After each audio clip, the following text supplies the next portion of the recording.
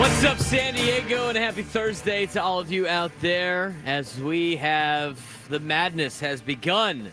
March Madness has officially gotten underway with Creighton and Louisville wrapping up the first half. Creighton has a 47-27 lead on Louisville. That little coin flip matchup that we talked about yesterday when I helped you fill out your brackets, I said it doesn't really matter who you pick in this game because they're not going to win the next round anyway. They're not going to beat Auburn in the next round anyway.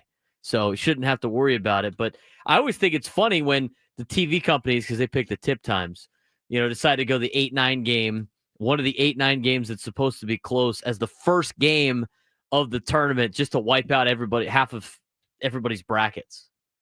So that game is underway and about to get ready to go to halftime. The High Point Purdue game has gotten underway. They're at the under 12 mark, 18-14 lead for the Boilermakers over the High Point Panthers. High Point in North Carolina is a school that not a lot of people have heard of. I have heard of the school because my sister actually attended High Point University. It is a gorgeous campus in the middle of High Point, North Carolina, which is not too far from the high school that Will Myers attended, while he was in high school. But the coolest thing about High Point, it's such a fancy looking school. Tuition is not as up to probably the level of fanciness that is at the school. But the coolest thing about High Point is part of their meal plan at the school. They have a steakhouse on campus that you can sign up for the reservation. It counts as a swipe like you would at a cafeteria in college. And then they teach you how to, eat at a fine establishment or a dinner party or something like that, and you got a nice steakhouse on campus. That's crazy. High Point Panthers won the Big South this year, did a pretty good job. They're in their first NCAA tournament. They're down 18-16 Purdue early, 10:36 to go in the first half. We will keep you updated on March Madness as it goes throughout the day. These first 2 days are some of the best 2 days, I think, in all of college basketball, and I honestly think in sports, with the way that the NCAA tournament is. The NCAA tournament is probably one of the best sporting events that is out there because of so many different things. I said it earlier this week. I mean, this is one of the only times with a single elimination tournament, and the fact that not a lot of these players are going to go on to play in the NBA, and not a lot of these players are going to go on to play internationally. When you get to these levels where there's a lot of seniors on these teams, this is the last that these guys will ever play basketball. They will never play basketball again in an organized form like this. They've been playing since they were 5 years old. They've played through high school, all the workouts, all the camps, all the tournaments, everything that they have put together comes down to one more opportunity to continue your playing career. And that's why you see all this passion. That's why you see this level of intensity from all of these teams. And if you haven't attended a March Madness event, I mean, I highly recommend doing it. It is really remarkable. The energy in the building is insane. And you have both fan bases, obviously, for the two teams, and they have their sections. And then the other two sections, behind benches, are the other two teams that are playing next. And then you have the mix of all the local crowds in there. And as Steve Fisher talked about earlier this week, the winning over of the neutral fans is such a huge element into March Madness. I mean, it really sways the momentum. It's just a fun tournament. It's just so much fun to watch. I mean, you're going to see teams that you would have no expectations for go out there and do a really good job and shock the world. That's why it's impossible to win these brackets. Almost impossible. I think it's over 1 billion odds to try to win, fill out a perfect bracket. And every time I tell people when they ask for help when it comes to filling out a bracket, I always go, you're better off doing it yourself because there's really no skill involved aside from make sure you don't pick any of the 16 seeds to go very far. It's a great time. I can't wait to keep updated on this. High Point, Purdue, now tied at 20. That will be a fun one. To me, it starts getting interesting when you start getting games in the second half. And I can remember all the times growing up throughout the years of how you would watch the NCAA tournament. I mean, when I was in college, I didn't go to school these 2 days. Now, I was a sports broadcasting major, so Most of the time it was about this. I usually took morning classes, and being in the central time zone, games didn't tip off until 11 o'clock. So I was pretty much done with school before all the games tipped off. And me and my buddies for 4 straight years in college all brought out our own personal TVs into the living area, had 4 TVs, all with all the different games on. And we would watch basketball from like sun up to sundown. And again, there's some late night basketball when you're in the central time zone or in the eastern time zone. But it's just a fun day all day. I mean, I know people that take work off just to watch the NCAA tournament. And I'm going to get the poll question out there in a second. Is it okay to take work off for these 2 days? Are you going to burn a vacation day for the next 2 days to watch the NCAA tournament? I think it's justified. It's a great experience, and it's a fun tournament to be a part of. We'll keep you updated throughout the show. Obviously, big game for UCSD tonight. They take on Michigan. This is the biggest game in their school's history. First time ever in the NCAA tournament.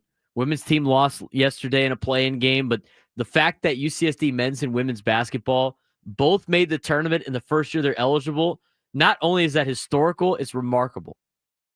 And we had Earl Edwards on last week talking about, he's the athletic director or the director of athletics for UCSD, about where they have come from D3 to D2 to now D1, Big West champions in both men's and women's basketball and playing in the NCAA tournament. I mean, you have to really take a step back and just go like, I can't believe this is happening. But enjoy the moment to anybody that's a UCSD alum that's excited for their basketball team. Enjoy being in the NCAA tournament. I know my sister, who doesn't watch a lot of High Point basketball, is tuned in. She already asked me for the DirecTV login so she can watch High Point play Purdue. There's nothing like watching your own school play in the NCAA tournament. So to all you Tritons all you Triton fans out there and Triton alumni, have a fun time tonight and go shock the world. And the thing is with this team, I think they have a team that's built to be able to shock the world because of that senior leadership that they have. The fact that they've played together for a long time now. They've played a lot of basketball with that experience. And the way they play for each other is a huge aspect in the NCAA tournament. Plus the fact they create a lot of turnovers. Michigan's sloppy with the basketball. And they can hit the three-pointer. That's the recipe for success for an underdog in the NCAA tournament. They'll tip off at 7. We'll talk more about what they have done to get the program to where it is. And there's an interesting recruiting tactic that Mark Ziegler laid out in an article in the San Diego Union Tribune that Eric Olin and his staff used that is creating great success for them. And I'm curious whether or not that might be the mold for future mid-major programs. We got a couple people in the chat. UCSD faculty members super fired up that UCSD is in the NCAA tournament. I mean, it's going to be fun. Now, if they could get the dub, that'd be great, because right now we're down to 2 teams left in San Diego after getting 4 to qualify. Aztecs men's basketball lost early this week. UCSD women's basketball lost last night. Need to get a spark here before Saturday when the Aztecs women's basketball team takes on LSU. They're a 20-point dog in that one. That one's going to be a lot difficult to overcome. But we'll get you a full preview of the game tonight against Michigan. We'll also talk about that, recruiting aspect that might be the mold for a lot of mid-majors and whether or not UCSD can keep it up, because a lot of other schools are starting to follow this model as well. We'll talk about that later on. I saw John Heyman on Twitter last night. He's doing some podcast or something. The transition of Padres baseball. He talked about the Padres plan and how he was surprised that the Padres didn't sell Dylan Cease and Michael King and Robert Suarez and Jake Cronenworth. I'd like to know what national pundits think about the Padres. I mean, honestly, I understand to an extent that this is the way baseball is, but this whole notion of they have to be, they can't have the Padres be one of the top spenders or one of the contenders in baseball. And and every time they have years where they spend, it's like they got to cut payroll, to try to facilitate them shipping off some of the best players to the high market teams like they used to. I'm so done with that narrative. It's such a lazy narrative. I don't know why they're not selling off all these pieces. Come on, man. The way that he presents it and like the total shock of John Heyman talking about, I can't believe they didn't sell. I can't believe they're not trying to cut payroll here. And the best one is they think they can win. They think they have a team that could go to the playoffs. Why wouldn't they? They have some of the best players in Major League Baseball on their team. Why wouldn't they think that? They have Fernando Tatis Jr. and Manny Machado and good rotation spots, Michael King and Dylan Cease. They got a lot of veterans on the team. I mean, it's a solid team. That went to the playoffs last year. It was probably a couple of innings away if they scored some runs from making the World Series themselves, potentially winning it. I mean, the National League is far better than the American League. I don't think I'm going on a limb saying that right now, the way the teams are constructed. But the utter shock every time I hear a national guy say, the Padres actually think they can compete. Hilarious to me. We'll talk about that in the 11 o'clock hour. Angels ban cell phones in the clubhouse. I don't think that's that bad of an idea. We'll talk about that. Different tiers of the Major League Baseball season. Again, we'll keep you updated on March Madness all day. We will talk a little NFL today. We got buy or sell overreactions to NFL free agency, kind of recap what the NFL did in free agency and everything like that. But lots to talk about today on the show. Today is we'll say it when we come back. An ode to my parents for really fighting to keep me alive, because I wouldn't be here today if it wasn't for them, the blood bank. I'll tell that story when we come back on San Diego's #1 sports station, 97.3 The Fan.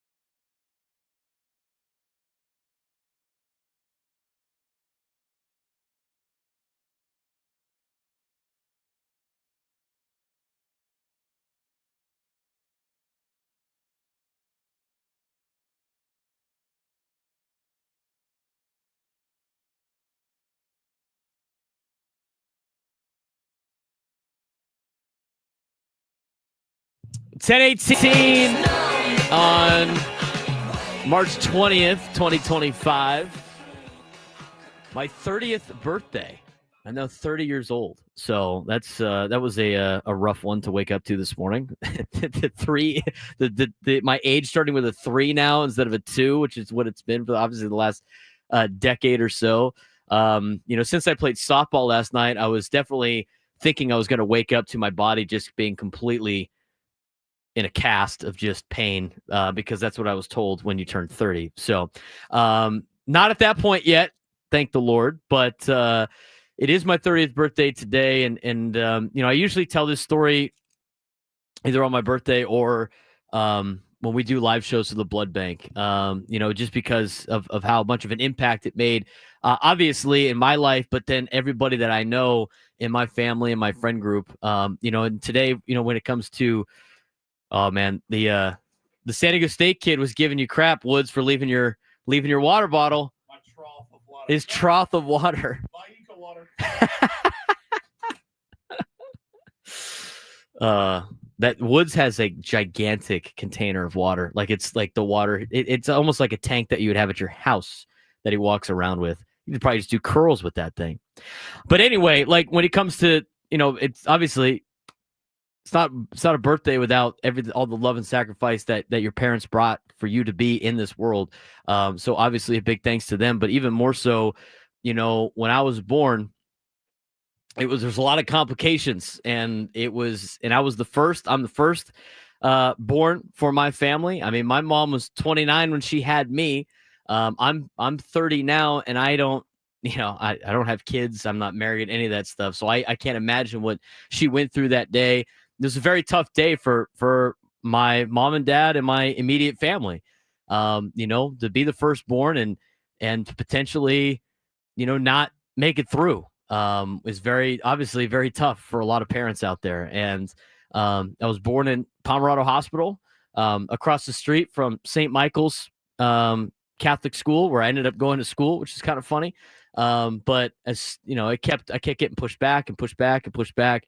And then, finally, when I was born, they took me out of my mother's arms and rushed me to Children's Hospital because I had some serious problems. And it turned out that my body was not producing platelets to stop bleeding. And so a lot of blood donations, a lot of donations from the blood bank, from my family, obviously a lot from my mom, to fight to keep me alive. It was like a 2-week process at Children's Hospital, obviously a lot for my parents to go through. But, if it wasn't for the blood bank, the San Diego Blood Bank, and obviously my mom and my dad, I wouldn't be here talking with sports with you guys.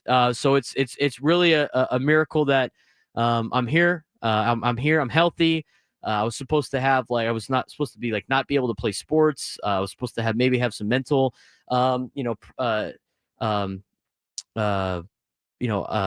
mental disabilities and all these other things that could have happened.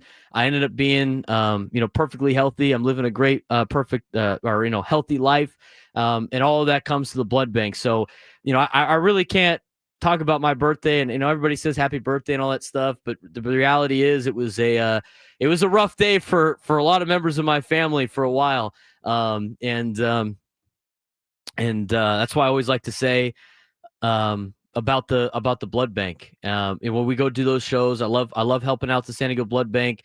I like to show people that, this is what you're donating to, right? You don't know the people that need these donations, these transfusions.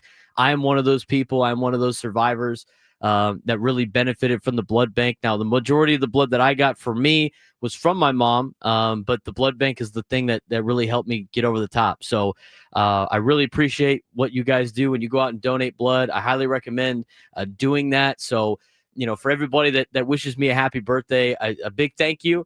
And always it's I try to relay that on my birthday, that you could go out and help a lot of people that you don't know you're helping when you donate blood. So really appreciate the blood bank, obviously. And it's great to be here. I love being here. I've been here for 30 years now on this planet. I hopefully continue to do that for a longer time. But that's my little spiel, if you will. And I can tell you, Braden, I've donated blood just about every year at the San Diego Food Blood Bank as well, and it's not painful. It's a really easy process. Takes 10 or 15 minutes, not painful, and it really goes to a good cause. And then you can get updates from them as to where your blood is going and the impact that it's making. And so I would highly recommend doing it. They do a great job. So it's and that's kind of and I love that. We when we get invited to do live shows out there at the blood bank, we're always about it, and I always like being down there. So really appreciate all of you guys that go out there and donate blood. The reason I really started telling my story when it came to the blood bank was I did the Padres Pedal for a Cause, a couple years ago. And, with the Pedal for the Cause, they actually had a little girl that had, a rare form of cancer.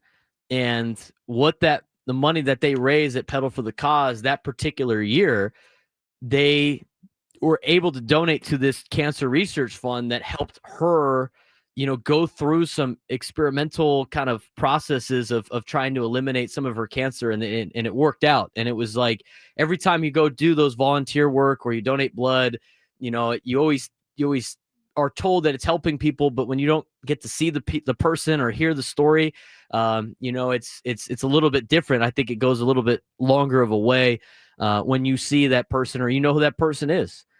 So now all of you out there that listen to Sports Talk Radio, that listen to the Braden Surprenant Show, that are good fans of our show, that the blood bank saved my life and kept me alive today as a newborn. And so that's your incentive to go out there and donate blood if you have the opportunity. Remember my story because you don't know who you might be helping out in the future or who you're helping out right now. So I greatly appreciate that. And again, no appointment needed to donate blood. Jocelyn's saying they have one, has an open blood bank donation drive today at Sage Creek High School up in the North County. So go out to Carlsbad. Sage Creek High School is having an open blood donation drive today. No appointment needed. You could go up there and help donate blood and impact a lot of people like me and my family that are obviously happy that I'm here. So that's that. Tonight, we're going to go out and I'm excited to go out and hang out with my family tonight, me and my parents and my brother. We're going to go to, a couple of places, but we've got the last couple of times. It's fun to go to the top of the Hyatt. I don't know if anybody's checked out top of the Hyatt.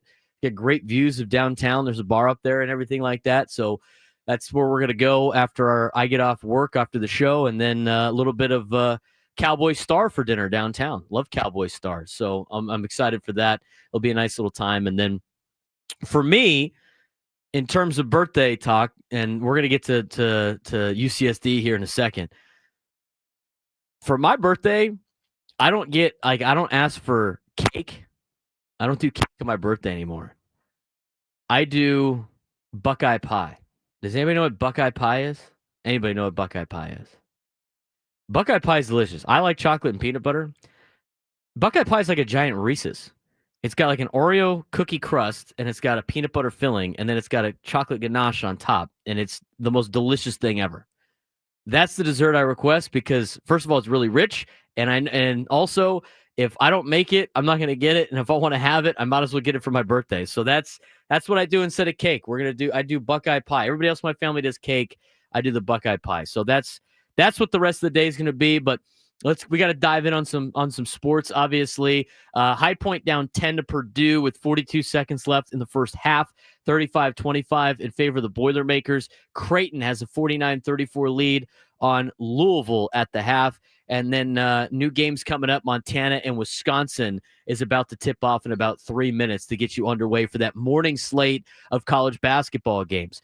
At noon, we'll get you the full look of what you should be watching for in March Madness. A lot of great matchups coming up later on today. But when we come back, UCSD, what Eric Olin has accomplished is phenomenal with that program. What UCSD has done as a Division I school in such a limited amount of time is phenomenal. What's their secret? Well, it was reported in the newspaper, especially for basketball, so I don't feel like I'm giving it away, but I'm going to let you know what their secret was to developing this team and why a lot of mid-major programs might start following UCSD in the future. We'll talk about it next on the Braden Surprenant Show on San Diego's #1 sports station, 97.3 The Fan.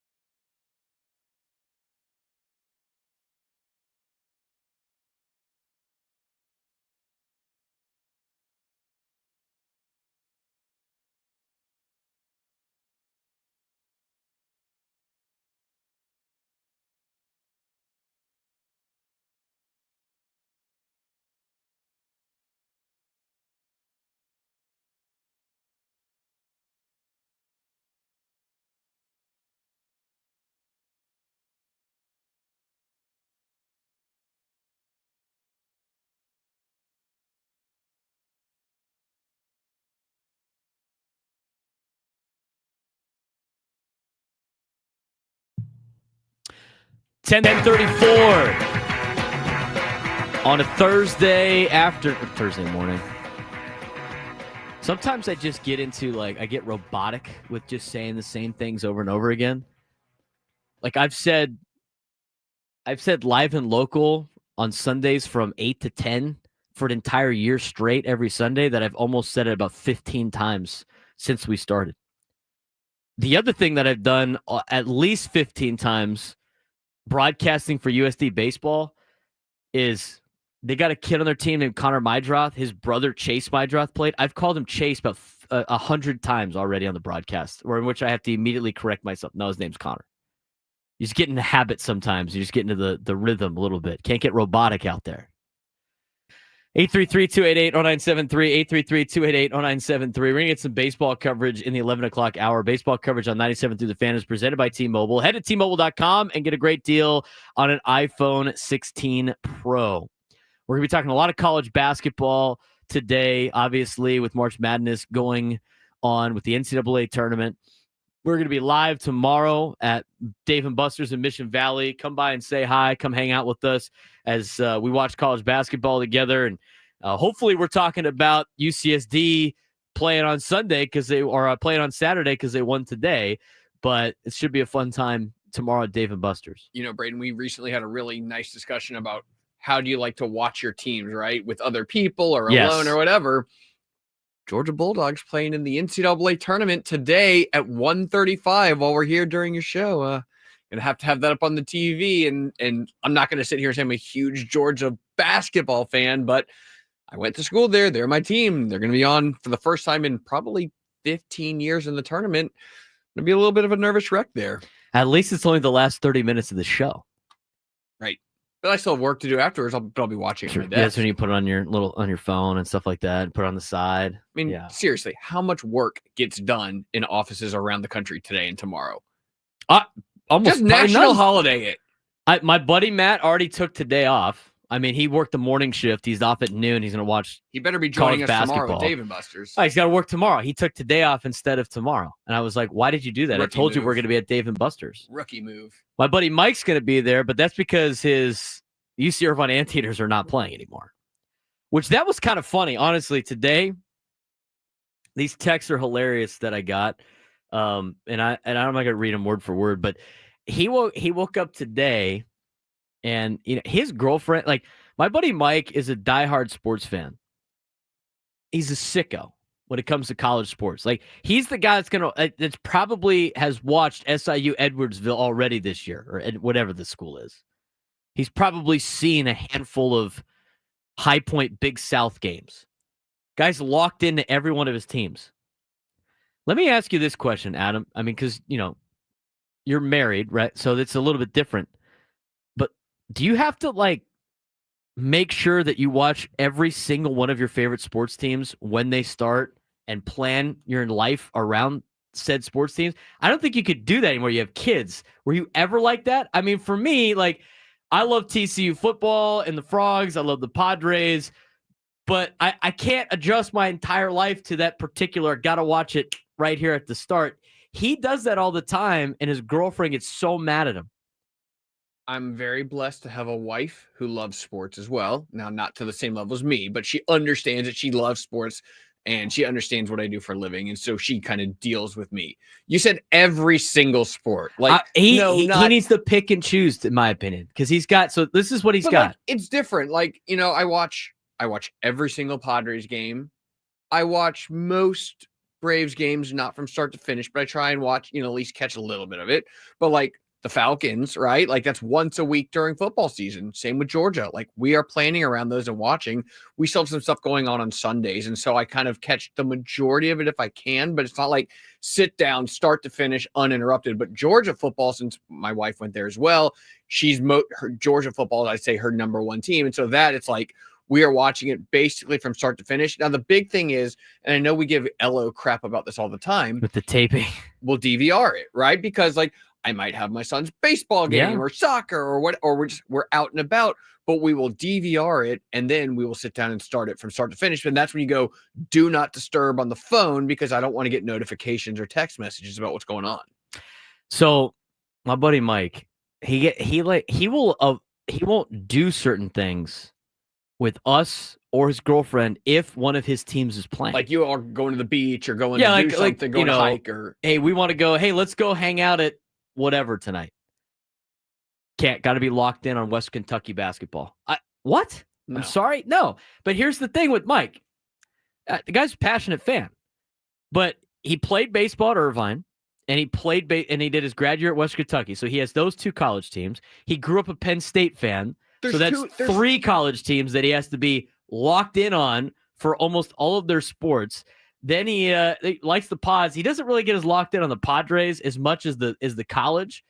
But to me, it's like you got to pick what your favorite one is. You know what? If it's going to be Irvine, since that's your, where you got your degree, your bachelor's degree, fine.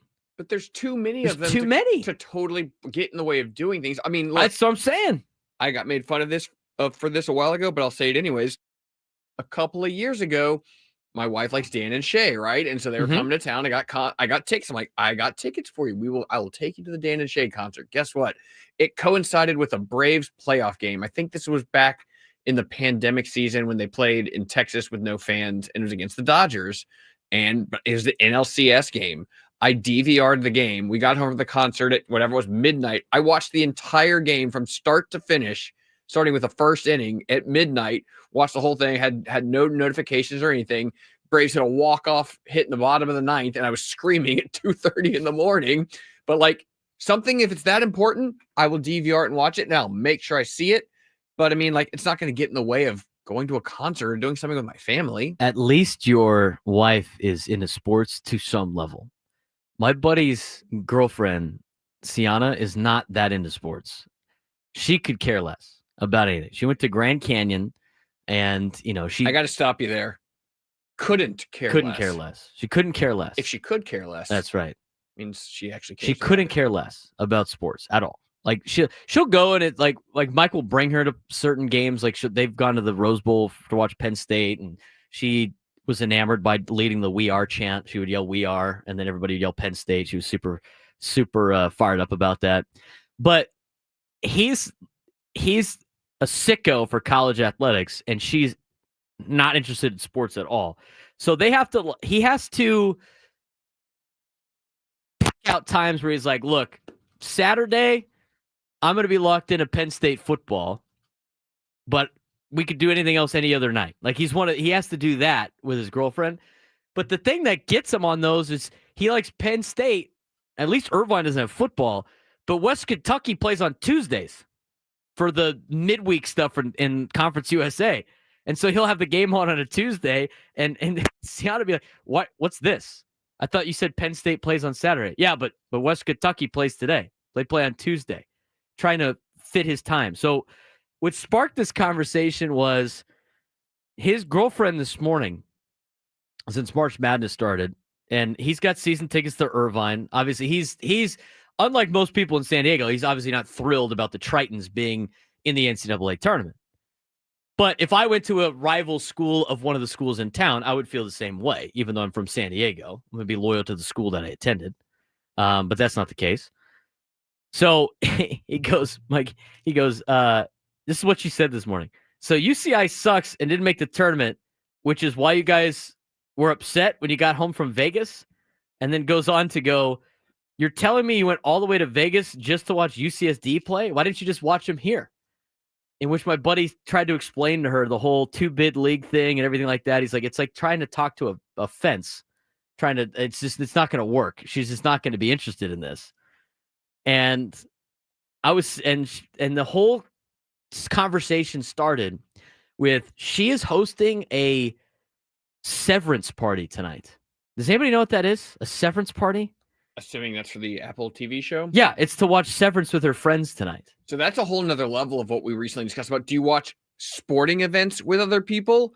At least during a sporting event, right? Like you talk and you cheer and you're talking about strategy. Should they go for it on fourth down? Should they take out the starting pitch? Whatever. If you're watching a TV show together, you all just gather and sit in silence. Yeah, you're not going to discuss about it. You can't have like open topics about it unless you're going to pause, because then you don't want to be the guy talking during the show. So It's kept to the severance party tonight, watch party. I don't know where he's going to watch ball, but it's probably not at his house now with the severance party going on. The fight for the TV is real in that house. That's hilarious. In the chat, apparently Severance is not exactly a show that you watch with other people. I didn't know that. Well, I mean, most shows like in-depth shows like that are probably not ones I watched the first couple of episodes of Severance a year or so ago. I didn't get into it. I wasn't hooked. It was a slow burn, as they say. But I know everyone loves it. And it kind of makes me want to go back and start from the beginning and watch it again. But it was slow. I don't need to. Is it weird that I don't watch TV too much anymore? I don't watch a lot of TV. I watch sports, and then I can't get myself into shows. The last show I got into was Landman, and I heard good things. Huh? I've heard good things. It's great. Landman was great, and I like it for more than just the fact that there's a bunch of that TCU's in the show. But it's cool because the cool part for me is I've been to that part of the country multiple times in Odessa, Midland, and get the oil stuff and whatever like that. But I liked, and the way I found out that they're coming out with season 2 is I still get emails forwarded to me from my TCU email. They're looking for TCU. Hold on. Your TCU email is still active? Yeah, it's still I thought it was going to be deactivated, and so I made a new email, and I set up a forwarding just in case anything important got sent over for my tcu.edu email address. This is breaking news from 97.3 The Fan. Braden's TCU email is still active. It's still active, apparently. I can't access it. How long has it been since you graduated? I graduated in 2017. 8 years later? Yeah, it still works. Get on that, TCU. They're one of the schools, I guess, that lets you keep your email. I didn't know that. I thought I was going to lose it, so I had everything automatically forward to me. And one of the emails I got forwarded to me was they're looking for student extras for the shooting of Landman 2 at TCU's campus. And I was like, oh, couple of great things here. One, Landman's going to have a second season. And two, there's still going to be TCU references in it. It's great. One of our most loyal listeners, Jocelyn, in the YouTube chat says my ASU email is still valid. I'm just going to assume that she only graduated from college a year or two ago. She's so young and vibrant that it's not as surprising that that's still active compared to yours. Of course. Yeah. It's been, 8 years now from college. Some schools let you keep your email. I think High Point lets you do that because my sister still has a High Point email. So there's that. 65-52 is the lead for Creighton right now over Louisville with 11:37 to go in the second half. There is an injury on the court that has held up the game, so hopefully that player is okay. Obviously, a lot of shots right now of very concerned fans, so I hope it's not a very significant injury as one of the players in pain. So that game is in a delay. The Purdue High Point game is at halftime, and Wisconsin and Montana just tipped off. We don't have too much time to get into UCSD in terms of setting the precedent for mid-majors in college basketball. I do want to talk about that in the 11 o'clock hour, but I will say this about UCSD and what Eric Olin has done. There's just this feel right now about the program. I don't know what it is. I have this feeling that they're going to win tonight. I just think they have a lot of this say symptoms, but they have a lot of the requirements needed for a double-digit seed to upset a higher seed in the NCAA tournament. I think their path is set up nicely too, because I don't trust Texas A&M at all, and I never trust them for any reason. But Yale's a good basketball team too. Yale knocked off an SEC team last year, Bruce Pearl's Auburn. Yale can shoot the three. I mean, there could be a situation where UCSD, if they could get through Michigan, has got Yale in front of them for an opportunity to go to the Sweet 16. And we'll see what tonight is like. I mean, you got a lot of D2 players that have played now at the D1 level for Eric Olin at UCSD. I got to watch them play in person a couple of times, and both times you watch them play, and they play as a unit. They play together. And in this world of NIL and looking out for yourself and everything like that, which again is, I'm not just saying what it is. They went out and got a bunch of players from Division II that are hungry players. A lot of guys enter the transfer portal looking for a paycheck, which is their right. If you have an opportunity to make hundreds of thousands of dollars, you go do it. But these players are the ones that enter the portal at a D2 that were looking for an opportunity to show that they can play at a D1 level. And they got a lot of those guys. And those players have done exceptionally well. And they've been on a tear in the second half of the season in conference play.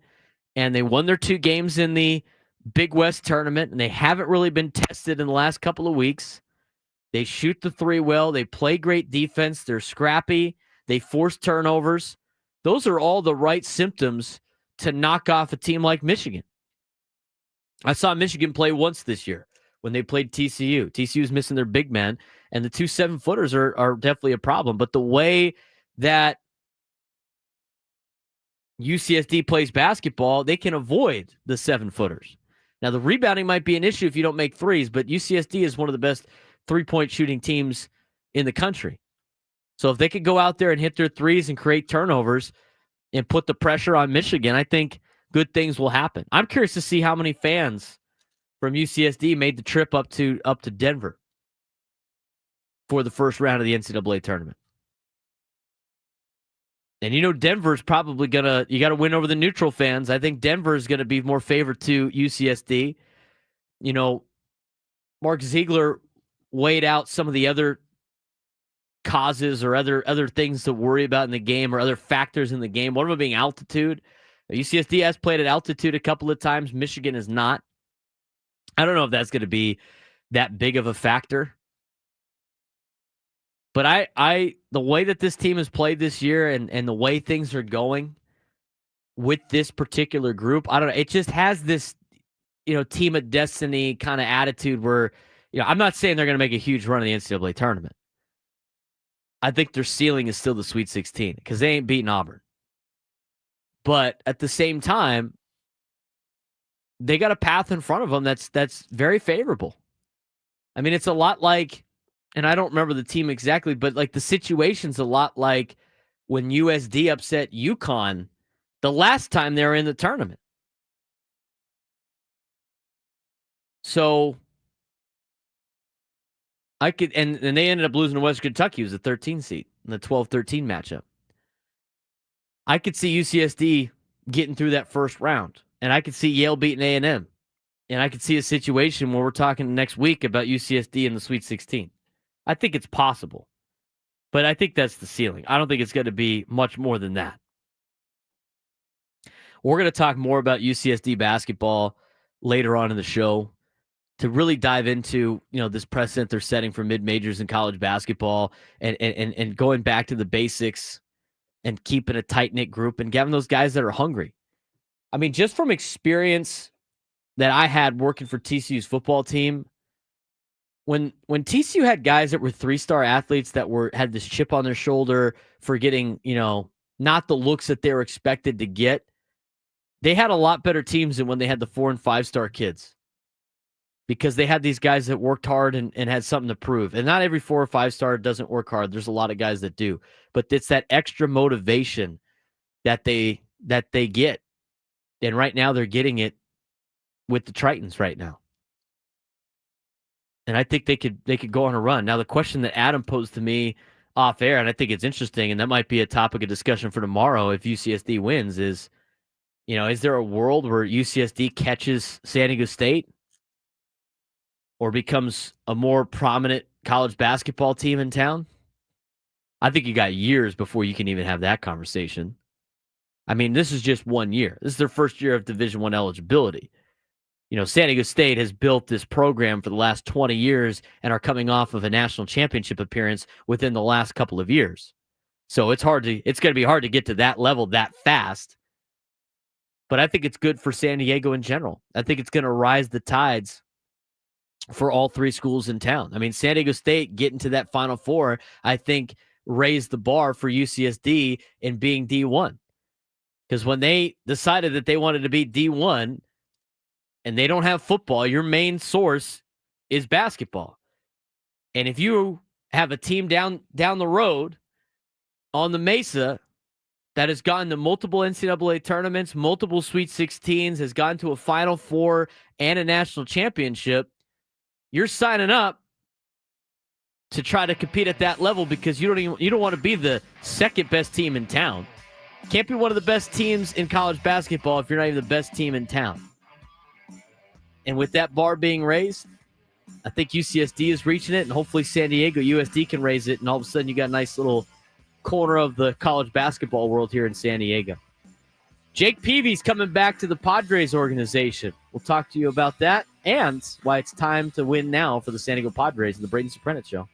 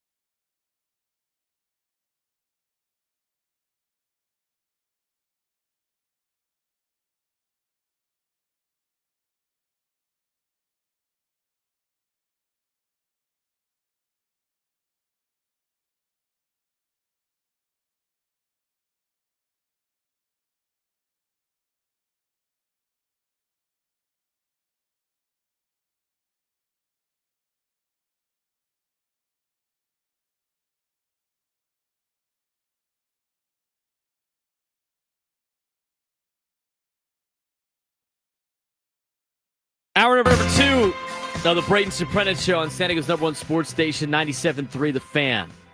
Got some great games for March Madness already underway. The Louisville-Creighton game is starting to be pretty much over. Creighton's up they're up 73-61, 5 minutes to go. If you picked Creighton, thanks for listening, because I told you to do that yesterday. Oh, there's the High Points. High Points down 43-39. They have their student radio guys are there broadcasting the game, which is super cool. What a great opportunity for them to call an NCAA tournament game. They're showing them on TV. They're getting texts about it. They went viral on a video of them at the Big South Championship. That's a school that's a school that doesn't have a lot of broadcasting at it, but that's super cool that they get to do that. Something that I wish we got to do at TCU. Most of our stuff was behind the scenes, but what a great opportunity for them to go out there and call an NCAA tournament game. I've worked 3 NCAA tournaments now as a reporter, as somebody that's covered, has been a freelance guy for a lot of the schools that can't send people out here to San Diego. And it's just such a blast. I mean, that's probably one of my favorite events to work.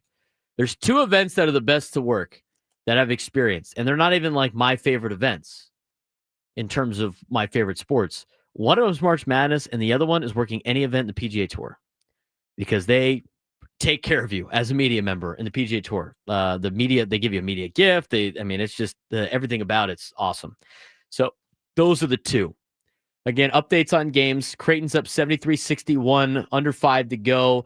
Purdue starting to pull away from High Point a little bit. It's 44-39, but still relatively close with 15-11 to go in the second half. Montana and Wisconsin just tipped off moments ago. Wisconsin is up 27-20 on Montana, and Houston and SIU Edwardsville has just started their brackets out in the Midwest region. So all of those games are underway. We'll keep you updated on those as the morning and afternoon progress. And as Adam Klug said during the break, this is our job today, helping out and informing the great people of San Diego what's going on in March Madness. If you can't watch it, we'll watch it for you and tell you what's going on to help out with your workday. I don't know how productive you guys possibly are today. I know we're trying to be as productive as possible, but these 2 days are some of the best 2 days in college athletics. You know, everybody wants the day after the Super Bowl off as a national holiday. Opening day should be a national holiday. You know what? I want the sports national holiday calendar. Add these 2 days, the next 2 days, to that list. These are the best 2 days of the entire tournament. I mean, Sweet 16 is still kind of fun, but once they start getting to the Elite 8 and my bracket's busted, I just start, aside from having a team in the Final Four a couple of years ago with San Diego State, my interest level in the Final Four is not as high as these first 2 rounds, because it's just so much fun to watch. 833-288-0973, 833-288-0973. We do want to talk some Padres today as well. Obviously, lots going on in Padres land. We are now 7 days away, a week away from opening day. Next week, at this time, we will be at Baja Ricks. We'll be at Baja Ricks, getting excited for Padres baseball, the new season of 2025. Hopefully, by this time, we already have an opening day roster that we could be announcing at Baja Ricks. Hopefully, we got a lineup out by this time, and all you good people out there are pouring into the ballpark and stopping by to say hi with us at Baja Ricks before you go into Petco Park to bring the energy for the San Diego Padres. A week from today, it's opening day. It's going to be great. I can't wait for next week. Tomorrow's going to be fun as well. It's talking about March Madness and the NCAA tournament. Join 97 through the Fan at Dave & Buster's in Mission Valley tomorrow as we broadcast live all day long in celebration of the biggest college hoops tournament of the year. Ben Woods kicks things off at 6 a.m. I will have the show from 10 to 2, and Gwen and Chris at 2 to 6. And then we'll wrap up the day with the Scraby Show at 6 o'clock. There will be breakfast burrito station, drink specials on mimosas, Bloody Marys, and beer throughout the day. Basketball shooting competition, and hourly raffle giveaways. Join us at Dave & Buster's at 2931 Camino del Rio North tomorrow for a full day of fun with your favorite fan talk shows. Do we have the details on what the basketball shooting competition is going to be? Or is Dave & Buster's going to surprise us when we get there? Don't have the details, but I know they've got those, the Papa shots and stuff like that. So I imagine there'll be some level of high score for the day or something, but don't hold me to it. They also have the did you hear me the other day when I was talking about the Connect 4 that they have? Have you ever played that? That's fun. Yes, Connect my 4 basketball. kids played it actually when I took them there last Yeah, time. I didn't get to there was like a line for that game. I want to be able to do that at least tomorrow. It's a fun time. So Dave and Buster's tomorrow. They got a couple things. I gotta see if I could beat my high MPH on the speed pitch without blowing out my UCL tomorrow. I might try that. What time you getting there? You gotta get there a little early, be there with our audience, hang No, I'm out, gonna maybe be out play there some early, for video sure. games before you go on the air. I get there early before. Absolutely. Got to Stick get around locked in after. the show. It'll be Absolutely. a fun time. We'll be there all day. I think I got a couple buddies that might be able to stop by after the show too. So, might be hanging out there for a couple of the games. I was hoping San Diego State would play at 1:00. That would have brought the intensity level up a little bit. But I feel like, you know what I feel like with my family right now with all their schools in the NCAA tournament? I feel like the Squidward meme where I'm sitting there watching Patrick and SpongeBob walk by of all the logos of the schools of my family's teams as my TCU team just watches from afar. High Point's in it, my sister's school. Tennessee plays later today at 3:50. I'm going to have to find a place to watch that before going into Cowboy Star to watch the Vols. Vols have a pretty good chance of making a run in this thing. That's where my brother went. My dad went to San Diego State. They're already eliminated. And then my mom's an Arizona Wildcat. I was an Arizona Wildcat for a semester, so I still, if I had to rank my rooting interest for schools that my family has, Arizona's number 2 behind TCU. So hopefully the Cats can take care of business against Akron. We'll talk more about that in a little bit. But we do have some Padres news today when talking about the San Diego Padres, and it has been announced that Jake Peavey will be returning to the Padres organization, which I love. I think it's so cool that Jake Peavey's back. I love how much, even though Jake Peavey went on and won World Series with other teams, even though, it was a different time back then in terms of the ownership, and probably this current ownership would have never let him leave. I love how much he reps the Padres and treats them like his organization. And now he's going to be a full part of that organization with a new gig. He was on with Ben and Woods earlier today, and here's what Jake Peavey had to say about coming back to the San Diego Padres. It starts with Peter Seidler, Eric Grupner. I remember where I was sitting. I was at work with the network when I got a text from Eric Grupner asking if we could jump on the phone. And he just said, look, Peter's trying to link up with you, and we'd love to just talk with you. And that's where it started. I shortly got on a phone call with Peter, and he just was so welcoming and warming and wanting to bring back in some of the old alumni. I was super appreciative of it. And over the last few years, I've just gotten to know Eric Grupner really well. Tom Seidler has become a great friend and family. And just watching what they've turned San Diego into and then continuing to grow was super exciting for me in that world. And then, like you talked about, anytime that I was out there in engaging with the community and fans, it felt so right. It felt they were super appreciative to have me back around. I felt that. And I felt super gracious and grateful for the welcome home reception, kind of, so to speak. So this ties it all in a bow and just allows me to come engage. I was joking in some manner about being around you guys, but the Padre fans and family are my family, and San Diego is home. So to have reason to be out there more, to tie in with the team who drafted me, gave me my first chance, feels good. I love that for Jake. I love that for the Padres organization.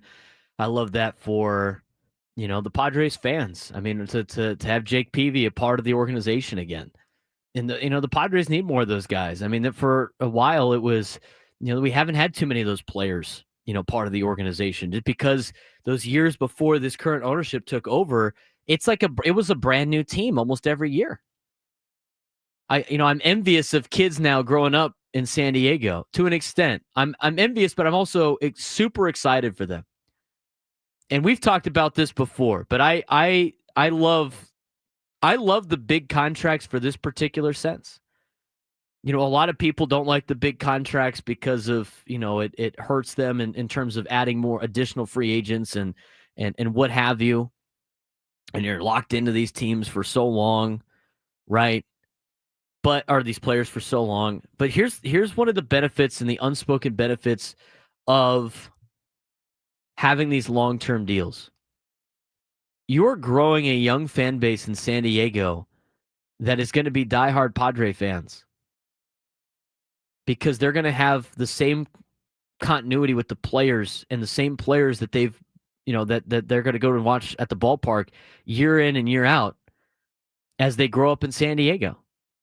I've told this story a lot, but growing up in San Diego, a lot of my friends weren't necessarily that into the Padres because, first of all, they weren't very good. Aside from, when they went to the World Series in 98, I was 3 years old. And then 05, 06, 07 range was solid. And they won a couple of division titles. They just missed the playoffs in 07.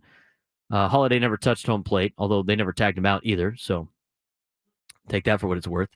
And then after that, it was one season. From 07 through basically the new ownership. There was one season they were really good. And I was in high school, and it was 2010. They were good in 2010. They won 90 games. Tony Gwynn Jr. was on the team. And that was it. I mean, other than that, they were one of the worst teams in Major League Baseball almost every single year. And you would be like, you'd go to be excited for the season to an extent. And then you'd be like, all right, time for the Chargers to play. And it was really a Charger town. And I remember, going to, and I went to Catholic school. I grew up in a Catholic family, and I was always going to go to Catholic school. My mom went to Catholic school, and, you have to wear a uniform. But, to help out the kids and let them be kids a lot, you would have different theme days. I mean, I remember like on Mardi Gras, they'd have a Mardi Gras day. And I remember, they'd have jeans day where you could wear jeans to school with like a school shirt. And then they'd have all these different things. And then during Catholic Schools Week, they'd have a bunch of different ones. But every once in a while, they'd have Jersey Day, which was cool. You got to see everybody's, jersey and stuff like that. I'm going to say right now, I don't think anybody ever wore a Padres jersey growing up to Jersey Day. And the only time they did is if it was their Little League team's jersey because they didn't have any other jerseys. That would be it. No Padres jerseys growing up. I mean, hardly ever. Not only weren't very good, but none of the players stayed on the team. They'd have a brand new roster all the time. I remember I used to get asked all the time as a kid, because every time when you see kids wearing Padres stuff, who's your favorite player? I didn't have one for the longest time. It'd be a brand new team every year. And after a certain point, I played second base growing up, so like Mark Loretta was my favorite player for a while. As a kid, like young, when he was still playing, Tony Gwynn was my favorite player. I mean, I hit lefty. I don't even know if I might hit lefty just because I would watch Tony all the time. I throw right-handed. I loved everything about Tony Gwynn. I have everything Tony Gwynn. I have it all. I have bats. I have baseballs. I have his Wheaties box. I have bobbleheads. I mean, anything that's Tony Gwynn, I got it. My favorite player as a kid. Say it all the time. I remember, waiting in line at El Cajon Ford to get an autograph and a photo with Tony when I was like 3 or 4 years old. So it came to a point when you're growing up, it's like you had to have a favorite player on the current team. I would just be like, my all-time favorite player is Tony Gwynn. I remember my dad said, why don't you just say Tony Gwynn? I said, well, he's not on the team anymore. And my dad's like, well, you could say all-time great. Just say that. And that was my answer. For the entire childhood through high school, it was Tony Gwynn. Why? Because we had a brand new team every year. And now kids in San Diego, they get the same team their entire childhood. That's awesome. That's awesome. That's how you grow a fan base. That's great.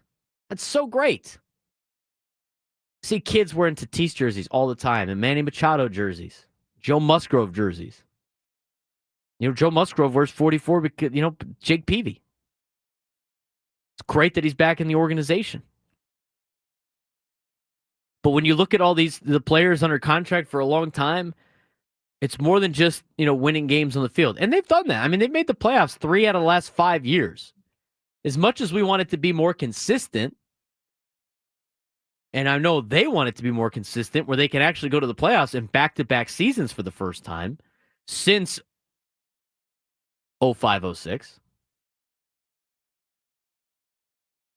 There's more to the roster than that. And that's growing a fan base. That's getting people excited for the Padres. That's getting kids excited for the Padres. I coach football at Cathedral now. And, every once in a while, they'll do the same thing. They'll do like a jersey day or whatever. Their ASB will put it together so they don't have to wear the uniform every single day. And when I walk onto campus for practice, I'm usually getting there when students are leaving, when class gets out of session. And when I walk on campus on those days, it's almost all Padres jerseys. I mean, what a drastic difference from when I was growing up. So for all of that time that the Padres, they didn't have no players they could really, go to be those spokesperson of the organization, right? Tony Gwynn, passed away and left this planet too soon. Randy Jones is and he's a phenomenal human being. Doing pregame shows with Randy Jones is such a blessing when I got to do that and just get to know Randy Jones as a person. But he's from an era that a lot of people that didn't even get to see him play. And now you got Trevor Hoffman, which is great, trying to be that guy. But that's basically it. And so now bringing in Jake Peavey, I think that's awesome. And I think this core of players for the Padres that are under contract for a long time, hopefully they can accomplish the ultimate goal. But this is part of growing as an organization. And you're going to have some of these guys currently that will be back and be those spokesperson for the organization. And I can't wait to see it. And it starts with Jake Peavey. I love the move by the Padres. Incorporating these guys in any way possible is awesome. Keeping the alumni involved of the San Diego Padres. I mean, having more guys out there that love the Padres organization. That's what I love about this move. 833-288-0973, 833-288-0973. Crazy, or should more teams do this? Angels have a new rule. I'm going to tell you why. I don't think it's that bad. We'll tell you what the new rule is when we come back on the Braden Surprenant Show on San Diego's #1 sports station, 97.3 The Fan.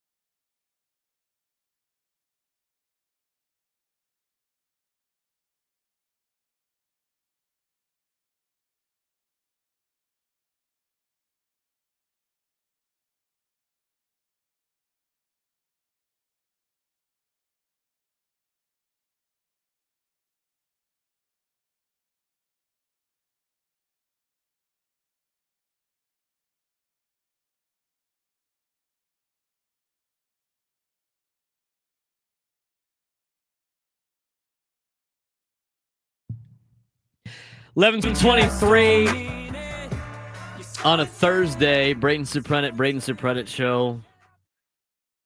Thanks again for joining us today. Celebrating the big 3-0 today. 30 years old. My buddy Johnny who's in the chat says, once you get to 30, your body's just going to hurt all the time. Thumbs up from Adam. So can't wait for that. That's why I'm trying to stay in shape this year in 2025 because I knew the 3-0 was coming and I want to be able to play as many softball games as possible. Played Johnny's team last night and Johnny wasn't there because old-ass Johnny has a bad elbow because he's getting too old. Come on, Johnny. His team was even saying, like, I don't know where he's at. He keeps playing on the weekend teams. He doesn't play for our team anymore because he says he's hurt. He is hurt.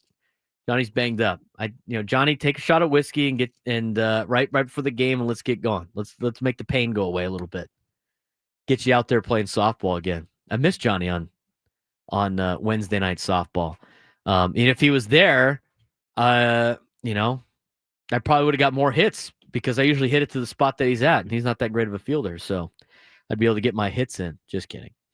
We did beat his team last night in softball. Played at 10 o'clock at night. I don't know why I do that still. It's just not fun. I mean, it's fun playing softball, but the 10 o'clock games are ridiculous. Ridiculous. Angels have a new rule. Adam sent me this last night. I think it's interesting. Honestly, I almost want to implement this rule myself at Cathedral for football. But this is from Brittany Garoli, who's a great writer for The Athletic, about the Angels' new clubhouse rule. Anyone waiting on a text or a call from the Angels might have to wait longer than usual this season. The team has banned cell phones this spring in the clubhouse, a rule Angels manager Ron Washington said on Wednesday he hopes allows his team to focus more on baseball. There has been no pushback, according to Washington, but there have been important tweaks to make the rules, make sure the rules are observed. I think there's going to be a fine now for Angels players if they use their phone in the clubhouse. And here's the quote from Ron Washington. Now, the rules have extended to the outside of the clubhouse. Right now, they are in the hallways. Now that's going to be completely out of the clubhouse. It is not a punishment. I just want some focus. Rules will be the same during the regular season, Washington said. The baseball veteran had the same rule when he managed the Texas Rangers from 2007 to 2014. He went to 2 World Series. During that time, Rangers veterans Michael Young, Adrian Beltre, and Ian Kinsler enforced the policy, which came with a $500 fine for anyone caught breaking the rules. Mike Trout, Kyle Hendricks will be responsible for making sure Angels team abides. They will set the fine amount, which might be subject to some inflation from the Rangers fines. Washington said $500 was his suggestion, but he doesn't care what the amount is as long as it's enough to dissuade players from using them. Trout and Hendricks met with Washington this spring about the policy and both were on board. Quote, that clubhouse is for the veterans on this team to run it the way they want to run it. We just dropped what we would like to have happen, and we want to make certain it happens inside the clubhouse.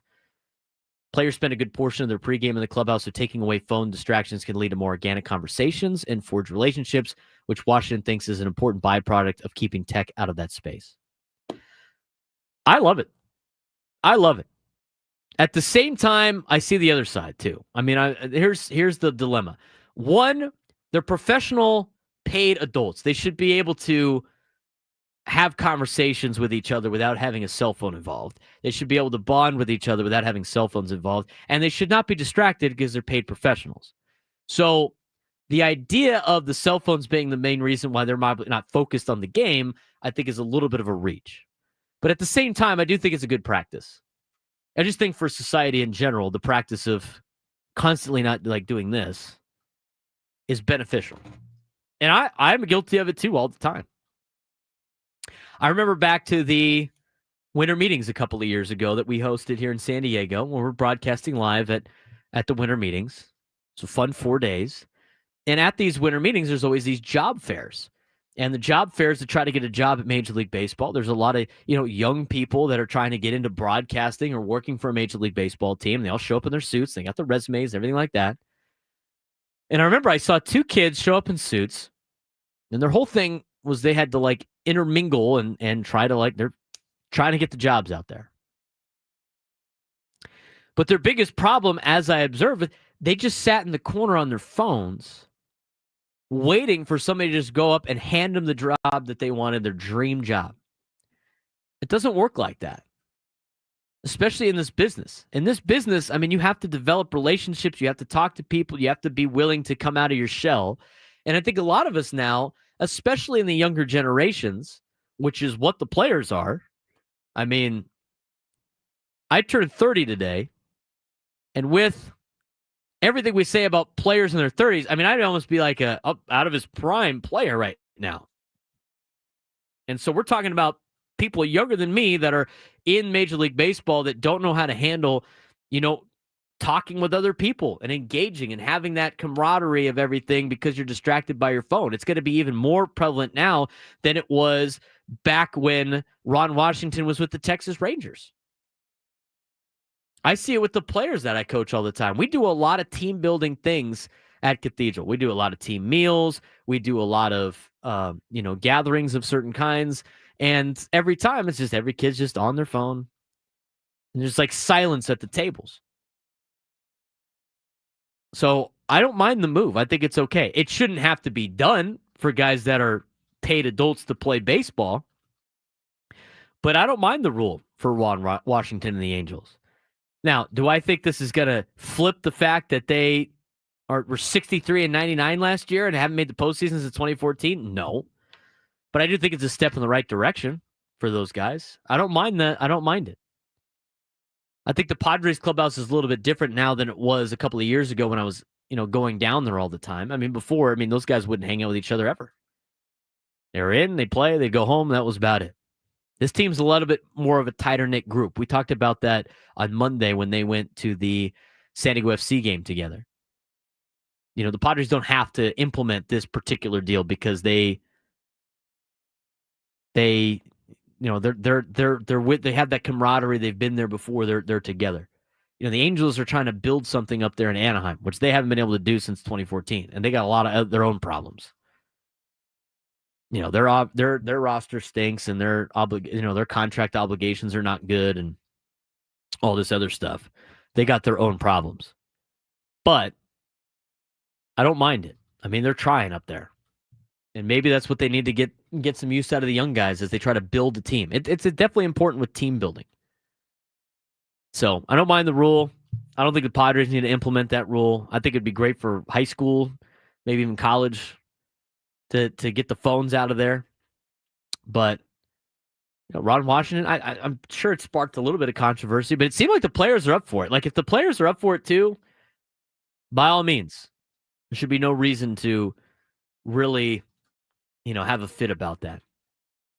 833-288-0973, 833-288-0973 is our number. We're rolling on here on the Braden Surprenant Show. If you haven't done so already on the YouTube page, give us a like. It really helps out the algorithm. You can follow me on social media at @B_SURP, at BSURP on Twitter, Instagram, TikTok. We got content posting 3 times a day on all 3 of those particular platforms. Be sure to subscribe to us on our podcast as well. If you missed anything, go on the rewind function of the Odyssey app. You could also download the podcast wherever you get your podcasts.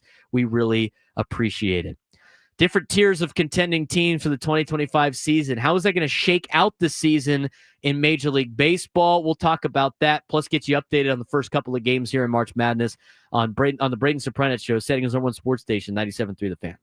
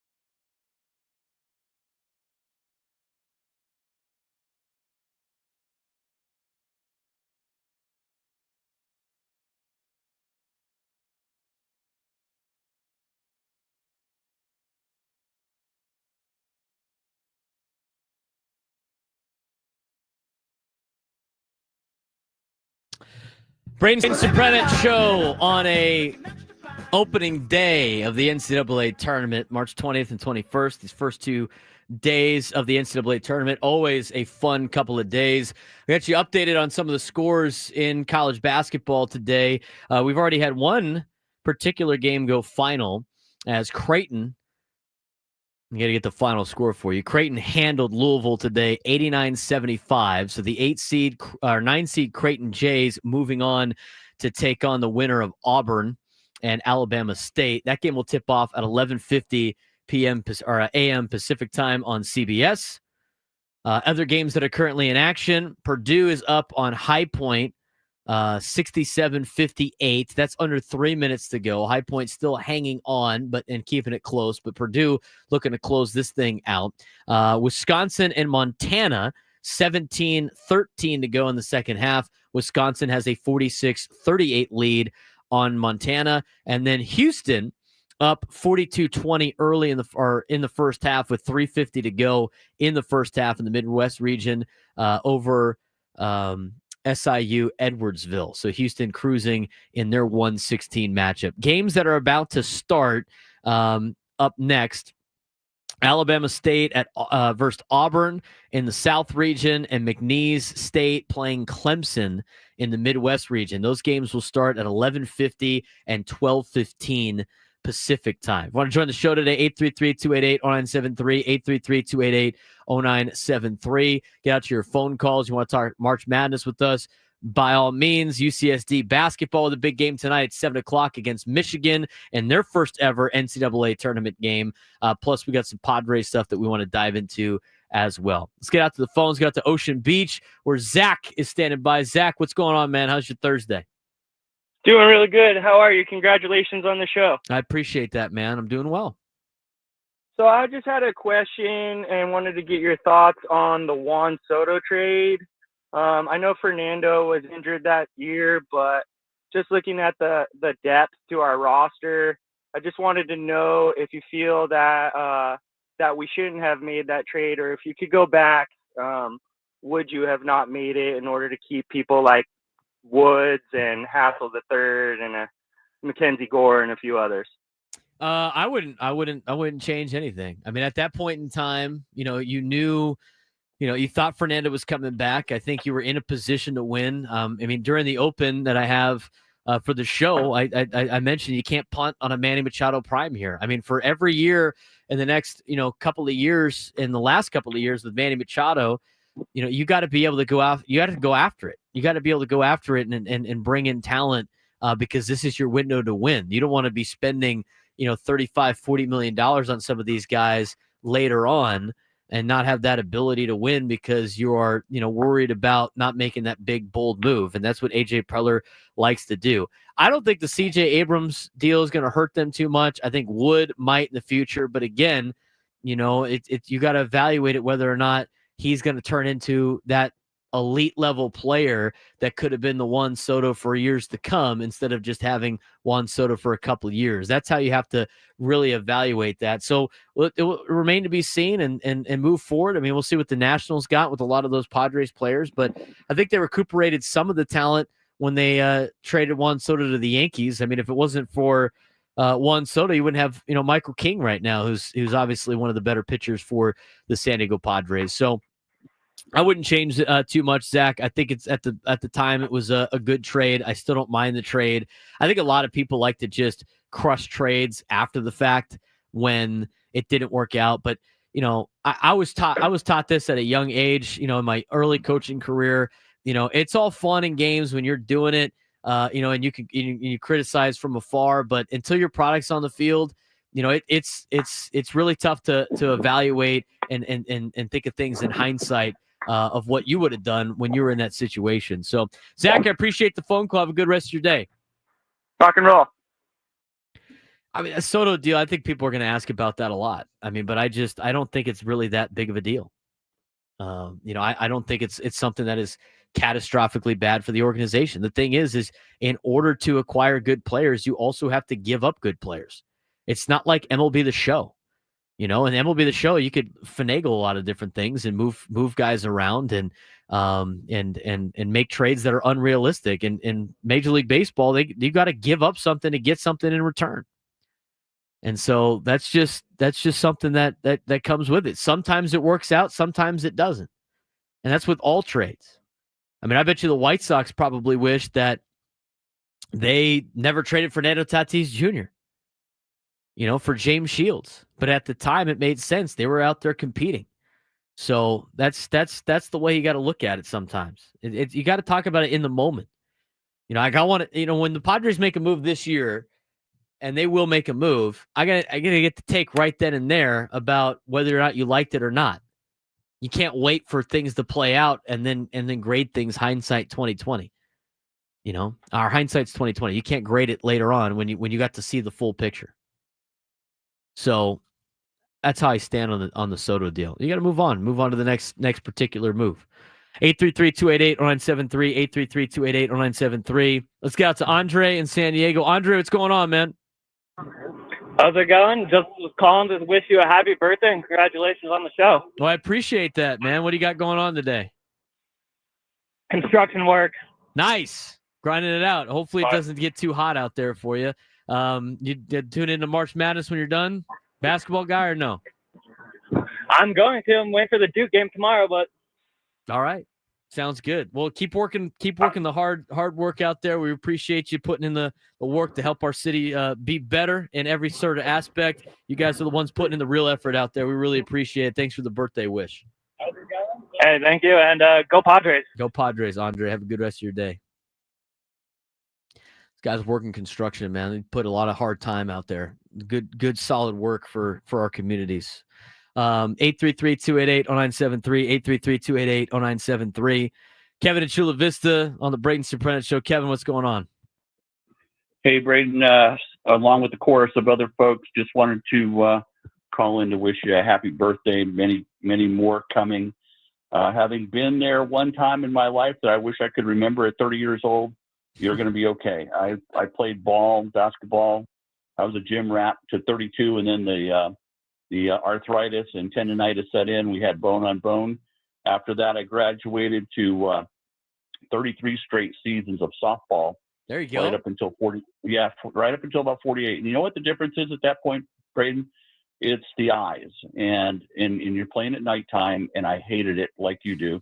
And the late games and the cold. And then you have, and I managed all 33 of those seasons. So you can imagine what it's like trying to herd together a bunch of I used to do that, Kevin. I used to do that when I was in high school and college, and trying to get college-age kids home from summer break to, one, play, and two, pay their dues when they'd rather be going to PB on the weeknights is a very difficult task. So I totally understand where you're coming from. That's why I don't manage teams anymore, Kevin.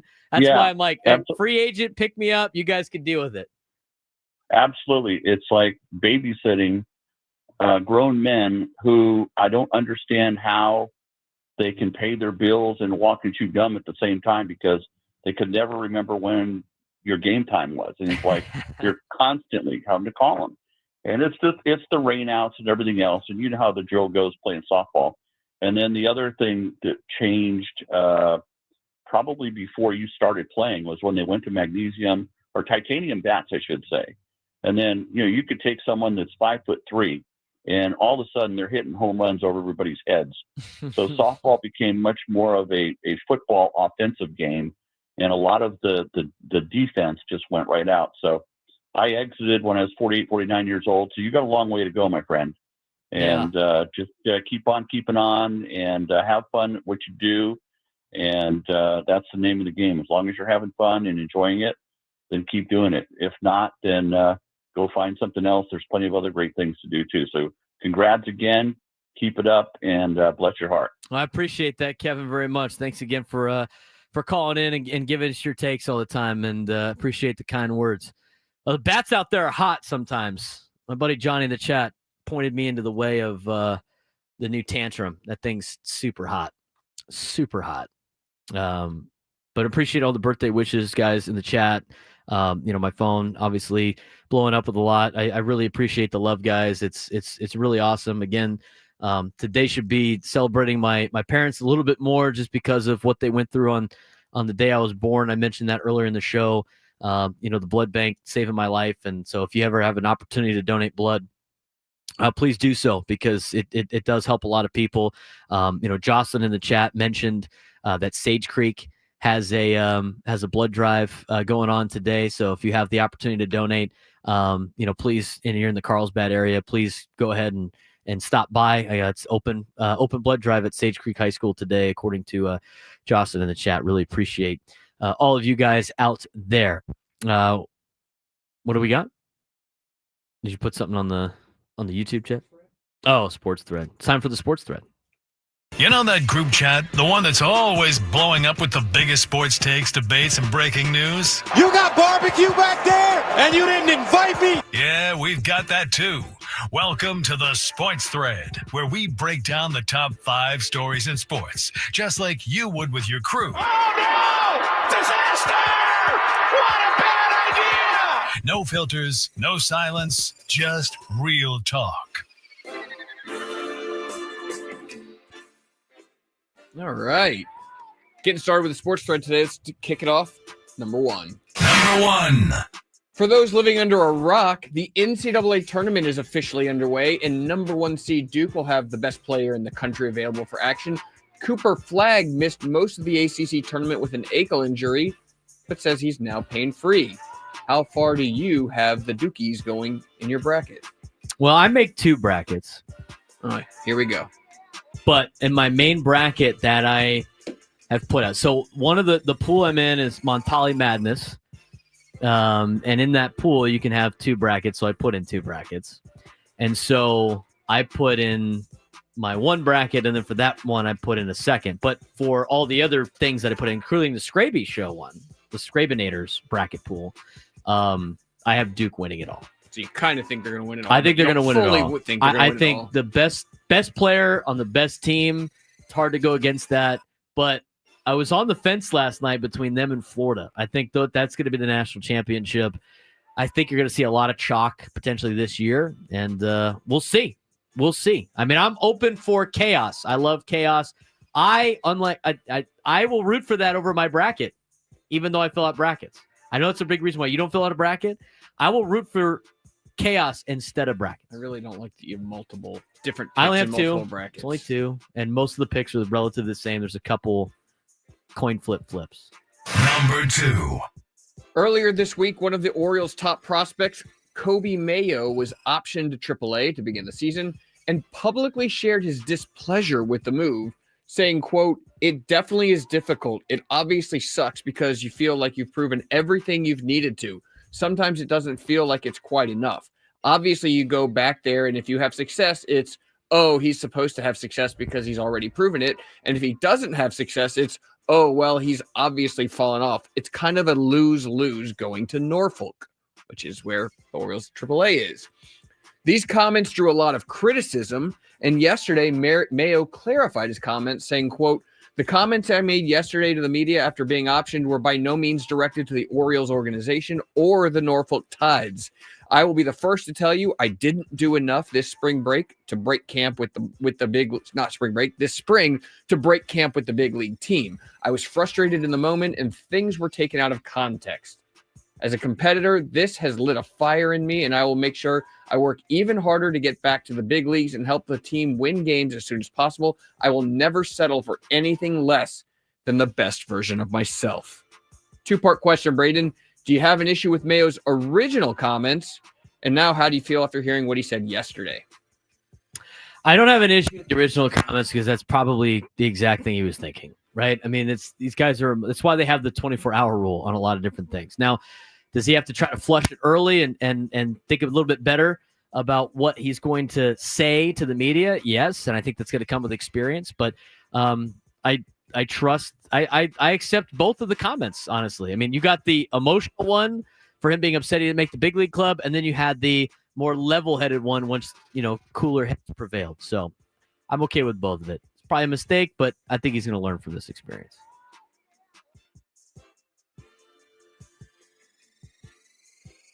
Number 3. Indiana introduced their new head coach, Deion DeVries, yesterday, whom they hired after coaching 1 year at West Virginia. He was at Drake University before that. As you know, Braden, there's lots of shady stuff in college sports in terms of players and coaches changing schools. And DeVries acknowledged in his introductory press conference yesterday that he had a deal in place with Indiana during the season. Yeah, and obviously the process, is the process on how it plays out. And, as you're going through their season, they were, very respectful of making sure that my focus continued to be on our team and certainly appreciated that. I'm sorry? I'm sorry? Did you just say what I thought he just said? Do we want to hear it again? Oh, my God. Yeah, and obviously the process, is the process on how it plays out. And, as you're going through their season, they were, very respectful of making sure that my focus continued to be on our team and certainly appreciated that. Well, maybe with those rumors with Eric Olin going to Indiana, they contacted Eric Olin in the process. So while this was a little shady, this isn't all that rare. But what's gotten college hoops fans in an uproar has to do with DeVries' son, Tucker, who played for his father at Drake University, then followed his dad to West Virginia with 1 year of eligibility remaining. Tucker suffered a season-ending injury after just 8 games and retained enough eligibility to redshirt and play another year. He hasn't committed to Indiana yet, but he has entered the transfer portal, and one has to assume he's going to be going to Bloomington. Many Mountaineer fans think the injury may not have been that serious, but that he wanted to follow his dad to Indiana. Pretty high-profile program. Right. Do you subscribe to this conspiracy I don't theory? think it's a conspiracy. I think he probably was actually hurt. I don't want to buy into that. I don't think he's taking the Indiana job just for his son to be able to play at Indiana. I think that's just insane levels. I'm not saying that. Just the fact that maybe his injury wasn't that serious. And just so he could play again, like another year. I mean, I just, that's not even good enough for a conspiracy, I think, from these people. It's been a tough week for West Virginia. It's been a very tough week for West Virginia. It's good people over there in the Mountaineer country, but the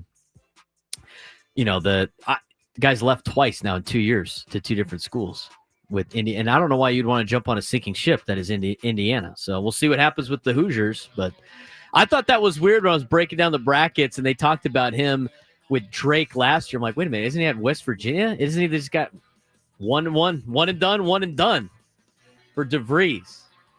How about that? Lots to get to still on the Braden Surprenant Show. We're going to keep you caught up on March Madness, what to watch for today. Plus, John Heyman talks about the Padres' plan in the next hour on the Braden Surprenant Show.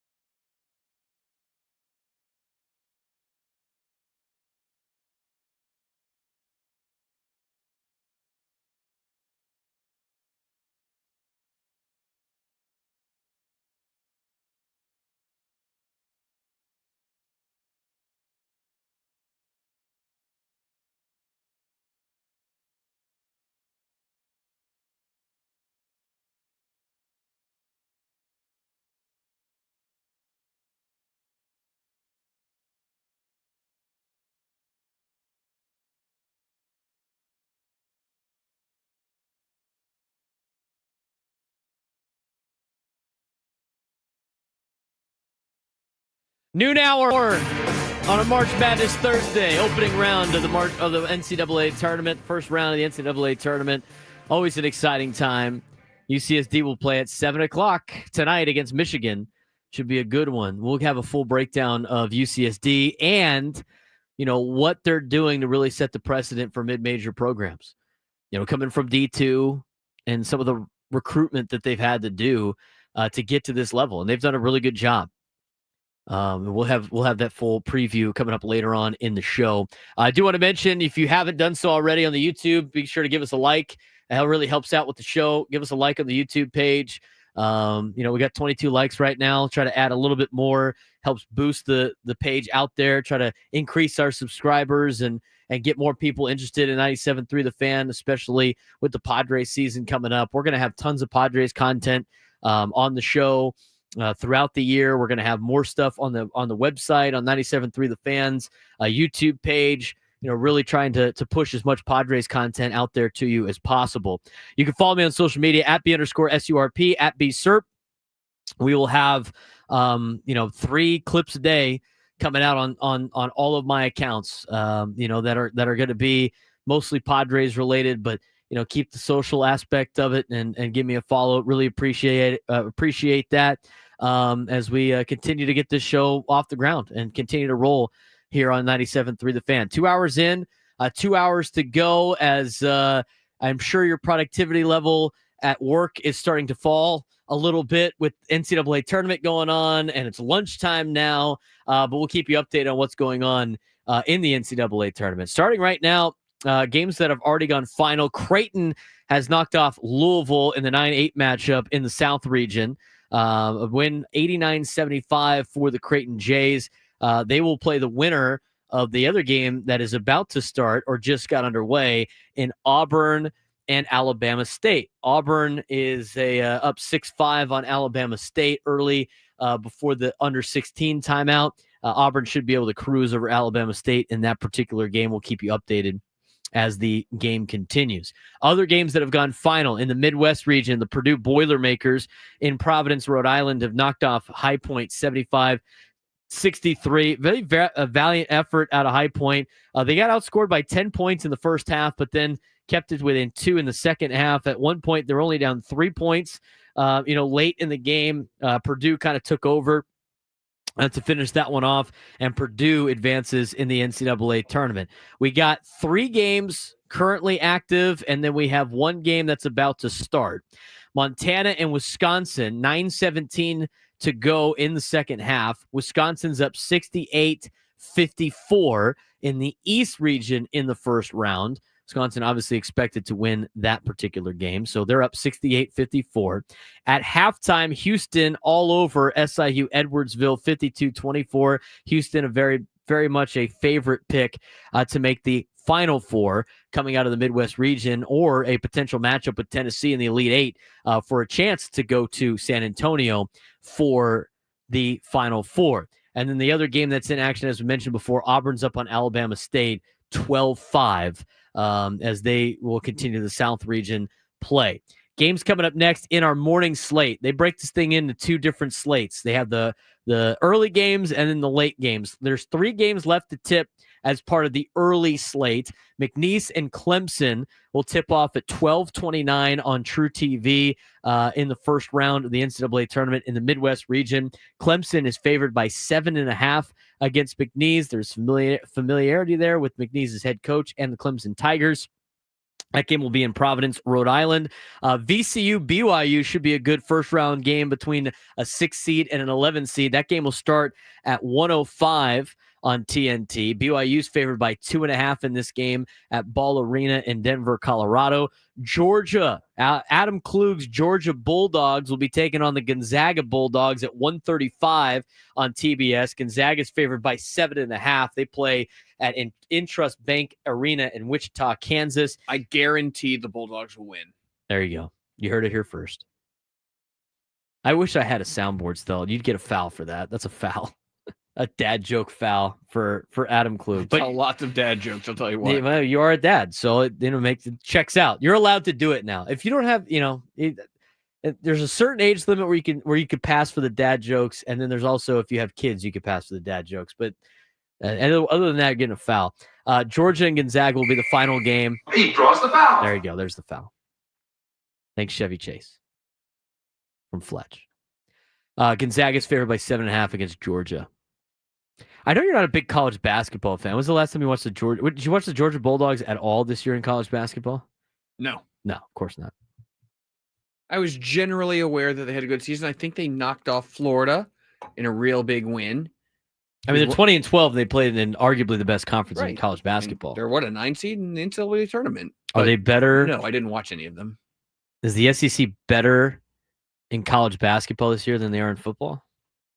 Braden, it just means more. It just means more. I made that comment to you the other day. Would they have like 14 teams make the NCAA tournament? Yeah. I thought it was actually a down year in football. So sure. It was kind of a down year in football. So sure, better in basketball this year than football. I mean, look, it's a basketball conference. That's why they play in Nashville. Great time. They were pretty good this year. But that's because, Big 12 was down. I didn't realize McNeese State's got a manager that's got an NIL deal. Amir Khan. I didn't know that. That's a social media thing that just flashed on the TV. They were asking him about stuff earlier. They had him fill out a bracket. They're like, and March Madness's Twitter account, they like to put out celebrities brackets, and that guy popped up. And I'm like, who's this guy? And since I'm, ancient at 30 years old and I don't follow the TikTok trends, I'm like, it's probably some young thing that I don't really know about because I don't have time to keep up on some of those things. But Amir Khan, I guess, has a NIL deal. That's pretty cool. Good for him. McNeese and Clemson will start at 12:29 as mentioned. That's the morning slate. Afternoon slate. I'm glad Clay in the South Bay on the YouTube chat got the Fletch reference. Yes, that's where we take it from. He draws the foul. Goes to the free throw line, hits it. It's a great movie if you've never seen it. Fletch. Blast from the past. Afternoon slate. Arkansas and Kansas. Arkansas versus your Kansas at 4:10 on CBS. That's going to be from Providence, Rhode Island. Two legendary coaches dueling it out. Bill Self and Coach Cal. Should be a good contest. Winner gets to play probably Rick Pitino in St. John's. Kansas is really they're down. They're so down this year. I mean, I watched play a couple of times. Being a Big 12 fan, they're not the same level that they have been in the last couple of years. And the funny thing on social media is like, what has happened to Kansas? And somebody claimed other teams get to pay players now. They're not the only team doing it. All of a sudden, it's leveled the playing field for them a little bit. I like Arkansas in that game, even though Kansas is favored by 5.5. Yale and Texas A&M. Can't trust Texas A&M, not in big games. Yale's sneaky. Be afraid of Yale. That game will start at 4:25 on TBS in Denver, Colorado at Ball Arena. A&M's favored by 7.5. Drake, Missouri should be a pretty good game. Missouri near the top half of the SEC, where it just means more.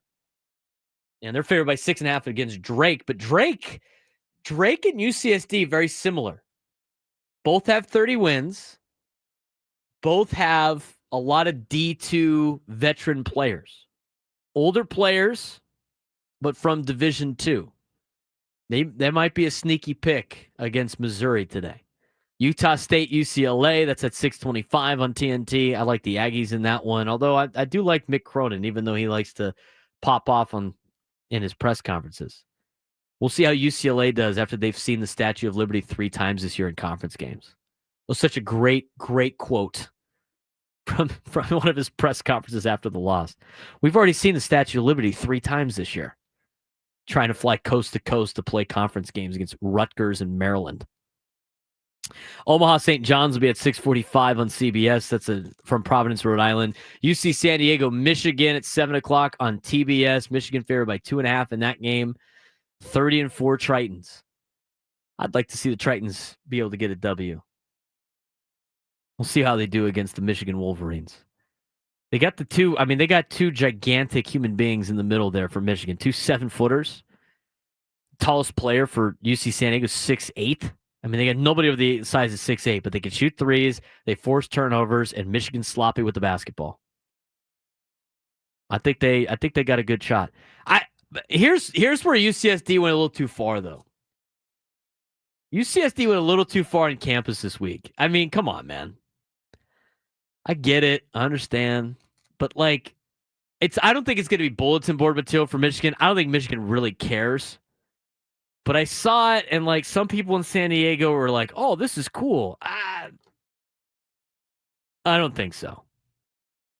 What did UCSD do on campus that I thought was a little cringe? We'll tell you about it when we come back. Plus, what John Heyman said about the Padres plan. Braden Surprenant Show, standing as #1 sports station, 97.3 The Fan.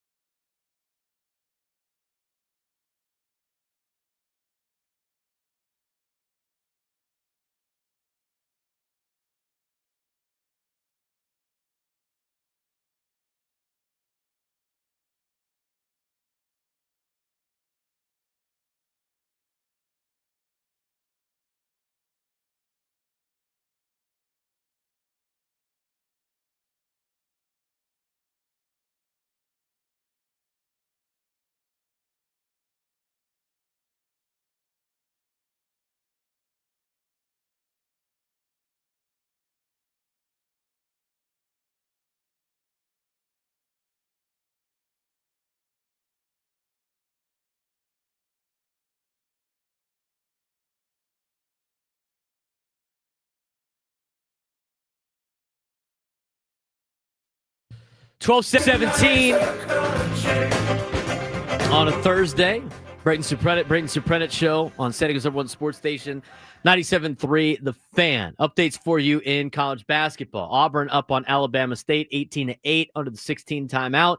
Wisconsin up on Montana, under 5 to go, 74-62, as Wisconsin is starting to pull away, although they have had a scoring drought in the last 5 minutes of play, but I don't think that's going to be a major factor for Montana as this one starts to wind down. Houston up on SIU Edwardsville, 58-30 in the second half, as that second half is about to get underway, or just got underway after halftime. McNeese State and Clemson will get underway momentarily coming up. And then other games, as I mentioned before, after that, to finish off the early slate, VCU and BYU from Denver, Colorado at 105.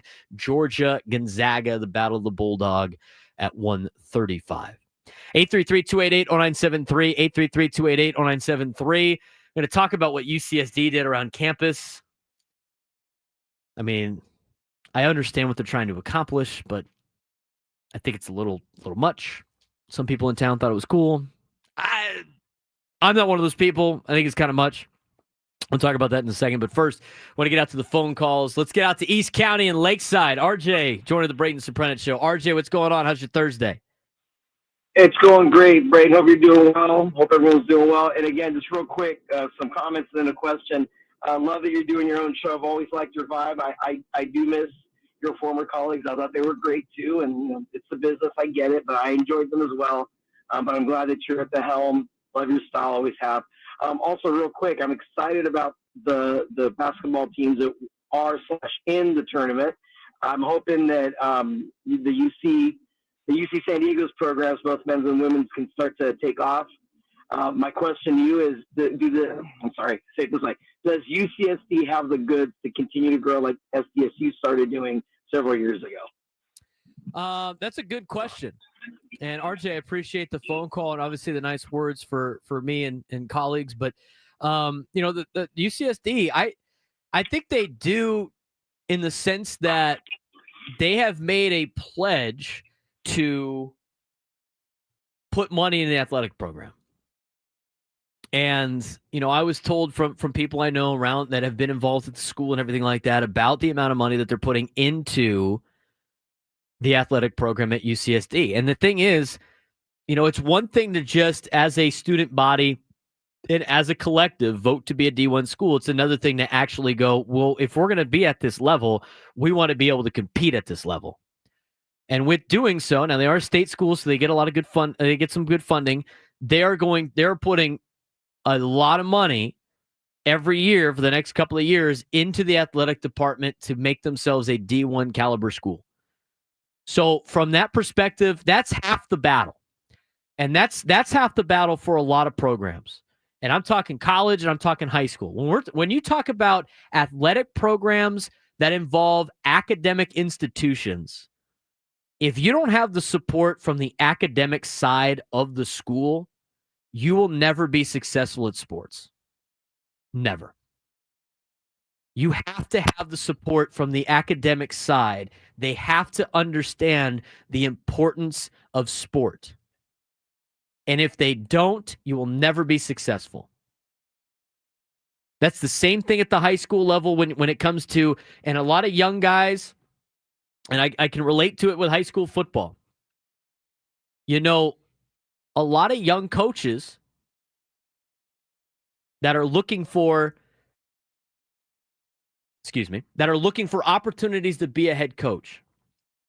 One of the biggest pieces of advice, and I'm not one of those guys. I mean, I like coaching football. I enjoy coaching football. It's a passion of mine.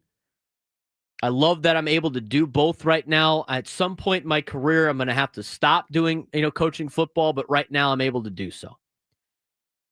I'm not interested in being a head coach anytime soon at the high school level. It's a lot of work. It's, you got to deal with parents, you got to deal with administrators, it's less coaching and more general manager level. And I'm talking at the high school level. But one of the best pieces of advice that I've seen by Chris Ford, who helps coaches find jobs in California for high school coaching is don't ever sign up at a place that doesn't give you the support you need to succeed and doesn't want to have the football program succeed. And that's a major factor in all of these conversations. Start looking around at the schools in college athletics. The ones that are good get support from the academic side of the school. The ones that aren't, they don't see the value in it. And it's difficult with schools. Like schools and people that work at schools and are like part of the academia world, they live in a completely separate world than a lot of other people, than most of us that aren't in that life. And the athletic departments are kind of the hybrids between it, but like the schools are totally different. And so when you have the support from the academic side of the school, you are set up for success because they understand the value of sport. You get the proper funding you need. There's not a lot of red tape, right? They're not preventing you from doing the things that you need to do in order to accomplish winning. Now, I will say this. Every school is built like this. Football. Academics and athletics are two separate entities at schools underneath the same umbrella that is the school. And sometimes the athletic department has to pump money back to the academic side, and sometimes the academic side has to fund the athletics. But unless they're on the same page, it's not going to work. And so for UCSD, they're on the same page. It seems like right now they're on the same page. And the money's going in, and they have the support, and they understand the sports. I mean, Earl Edwards, as the athletic director, understands that brand recognition. He understands the importance of the television that they run over there for ESPN+. They understand the importance of what sports does to lead kids to go to your school. You know, I always bring up TCU because it's a familiar place for me. I understand. I went there. I know what goes on at the school. When they went to the Rose Bowl with Andy Dalton, their applicants from California shot through the roof. And football led it for them, and sports led it for them. And they understood that this was an avenue to help grow our school and to be a better school. And Victor Boschini, who is the chancellor of TCU, who is now going to be retired at the end of the year, and they'll have a new, he fully embraced this, and they funded sports over at that place. And that school has changed drastically since I graduated in 2017. I have season tickets for TCU football. When I go back once a year for a game, the campus is drastically different from when I was a student. And a lot of that comes from the success of football and their other sports. And they understand that's what like alumni wants to be a part of. That's what a lot of people want to be a part of. Not to say that we don't care about the academics. I mean, I want TCU's academics to be very high. It makes my degree more valuable. The other thing that makes my degree more valuable is making it very difficult to get into the school because everybody and their brother wants to go there because they saw them on TV in a national championship game or a big bowl game or watching them for sports. They saw the scenics, all that stuff. That's such a huge asset for schools. San Diego State should be doing that off of the national championship run in college basketball. Great stuff. So, that being said, I think UCSD can keep this up because there's a couple of things. One, they have the support. And number two, they don't have football. They don't have football. You don't have to have football to have success. In fact, a lot of schools don't need football. Look at some of the Big West schools that don't need football. Look at Gonzaga. Gonzaga doesn't need football. They pump all their money in basketball. High Point, who just made the NCAA tournament, they don't have a football team. They don't need football. Because what football does for them is just drain their bank account because it's an expensive sport. And unless you're going to get the support from your school, and alumni, which is not going to be high for some of those schools because they're small, there's no reason to have football. And in basketball, it's a lot easier to put together a team that can make a run in the NCAA tournament, which gets you a lot of money each level you go. We just saw that with San Diego State. For your conference that then gets distributed, you only need a couple of players to do that. So with the resources that they're getting, And for the pledge that they're getting for athletics, the fact that they don't have football and they can focus on basketball are two big reasons why UCSD can keep this going. The other thing that UCSD has and is a major advantage, and this was brought up by my buddy Mike that went to Irvine. It's a great point. When you think about the Big West schools, and I don't know if there's a lot of you out there that are not diehard college athletic fans. That's fine. That probably couldn't name all the Big West schools, but the Big West schools are basically the UCs and the Cal States, plus Hawaii. The schools that do very well are UC Santa Barbara and UC Irvine. What does UC Santa Barbara and UC Irvine have in common for the reason why they are the best at most of the sports in the Big West? I'll let you think about it for a second. What does UC Irvine and UC Santa Barbara have in common that is the reason why they are one of the better schools in the Big West? The answer is they play by the beach. It's in a desirable location. Start going through the Big West schools. Irvine's right next to Newport. In fact, most of the athletes that go to UC Irvine live in Newport Beach. That's pretty awesome. UC Santa Barbara. I mean, we see the landscape and everything about that, and Isle Vista, and kids love going there because it's at the beach. Who else is in that conference? Cal State Bakersfield. Are you kidding me? I mean, no disrespect to anybody from Bakersfield. It's a little bit different. You try to convince an 18-year-old to go play sports in Bakersfield.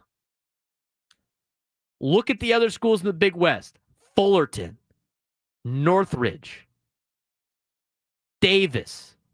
I mean, think about some of the locations that these schools are in. And you ask, why is Irvine and Santa Barbara so good? Well, they're by the coast. They're by the beach. It's a lot easier to get kids to go there. What are they going to do? They're going to go to the beach. They have something to do. It's more enticing. UC San Diego, same deal. They're in La Jolla or University City. You could pick. If you want to play the game of is Poway East County, which it's not. It's North County. You should do the same thing for, is that really La Jolla? Or is that UTC? That's the real. I would actually buy into that a little bit if you guys want to say that every once in a while, not just the Poway thing.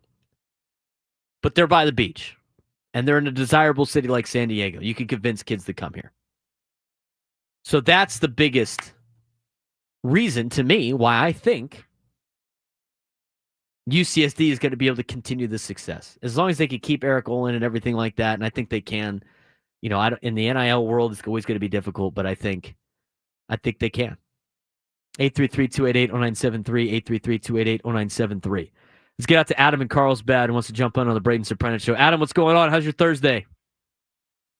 Hey, Braden, I'm doing well. I've appreciated your lung darts from last week when I was ranking stadiums. I left one off PNC Park. That's really high up there. Couple questions. Number one, what do you coach in football? And then number two, I went to St. Thomas Aquinas in Fort Lauderdale, which is probably the best high school football program, and played there under Coach George Smith. And I've always struggled with the intersection of sports with an S and academics. So I appreciate what you're saying, but I'm kind of leaning more towards where you've arrived, which is that it's probably a driver more than not, for sure. Especially with you referenced, TCU, but I'm thinking about these March Madness schools, and the numbers don't lie. So just want to get your thoughts on those couple matters. Yeah, Adam, I appreciate the phone call. So in terms of coaching, this will be my 8th season now coaching at Cathedral. I have been doing JV for a long time and a little bit of varsity. Now I'm going to be varsity full time. So I'll be the cornerback coach at Cathedral Catholic and special teams coordinator. We got a loaded schedule. Should be fun. I mean, you played at St. Thomas Aquinas. It's pretty badass school out there in Florida. But they call it the Flutie effect, Adam. It's the Flutie effect. When Doug Flutie made that, big pass or whatever that was way back in the day for Boston College when they beat Notre Dame or whatever it was, they got inundated with applications. That happens a lot. That goes a long way. It's an interesting topic of discussion. We used to talk about it in sports broadcasting class. But 833-288-0973, 833-288-0973. When we come back, John Heyman's plan about the Padres' plan and why he was shocked that they don't want to sell. I got my thoughts on that. Plus, overreactions to NFL free agency. We roll on the Braden Surprenant Show, San Diego's #1 sports station, 97.3 The Fan.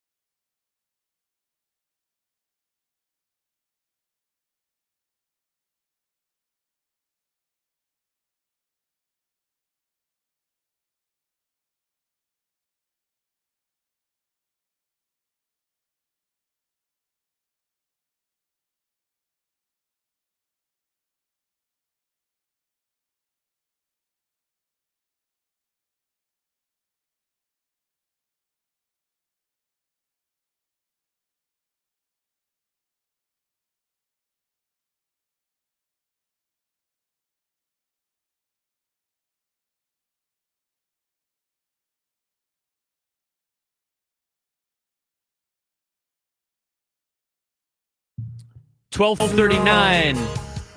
We roll on to the Braden Surprenant Show. Want to join the show today? 833-288-0973. 833-288-0973. Just talking about the Flutie effect. Helping a lot of schools. Take a look at some of the games that are going on right now. Alabama State has pulled within 3 of Auburn. 29-26. Under 4 minutes to go in the first half. That's intriguing. Intriguing. Houston is destroying SIU Edwardsville. You can probably write Houston in on your bracket to move on to the next round. And then the Wisconsin and Montana game has officially ended. Wisconsin has knocked off Montana 85-66. Who's still got a perfect bracket? I think a lot of people do. It's been mostly chalk this morning. I don't think we've had any major upsets. If you want to consider a 9/8 an upset, there you go. But it's really a coin flip game. McNeese State and Clemson just got underway too. They're under 14, all tied up at 6. Games that are going to start up in about 20 minutes are VCU and BYU. And then at 1:35, the Georgia Fighting Adam Kluges are taking on the Gonzaga Bulldogs at 1:35 on TBS. Again, if you want to join the show today, 833-288-0973, 833-288-0973. The thing that UCSD did that I thought was cringe was, and some people in the chat started to figure it out, they started going around campus and Xing out every M on campus on all the signs like Ohio State does when they play Michigan. You know, that's not a thing just because, like, when you play Michigan. That's a thing for Ohio State against Michigan. And how has that worked for Ohio State the last 4 years in football against Michigan? Hasn't really worked out too well. I think it's a tired act. I'm glad that UCSD is fired up for their basketball team. I'm glad the students are getting involved. I'm glad they're going to the games. I'm glad they're at D1 school now. And it's come up with our own thing here. Like, you don't really have a lot of beef with Michigan. I don't know why you got to, like, X out the M's. Like, it's not... I mean, I get it and I don't. I just think it's kind of ridiculous. So, I mean, that's what they did. I get it's not a huge deal. Some people in town thought it was funny or cool. I mean, it's interesting, to say the least. I don't know if that's a move that I would particularly be super fired up about, but it is what it is. 833-288-0973, 833-288-0973. Let's go out to La Mesa in East County where Parker stands by. Parker, you're on the Braden Surprenant Show. What's going on? Hey, Braden. How are you? I'm doing well, man.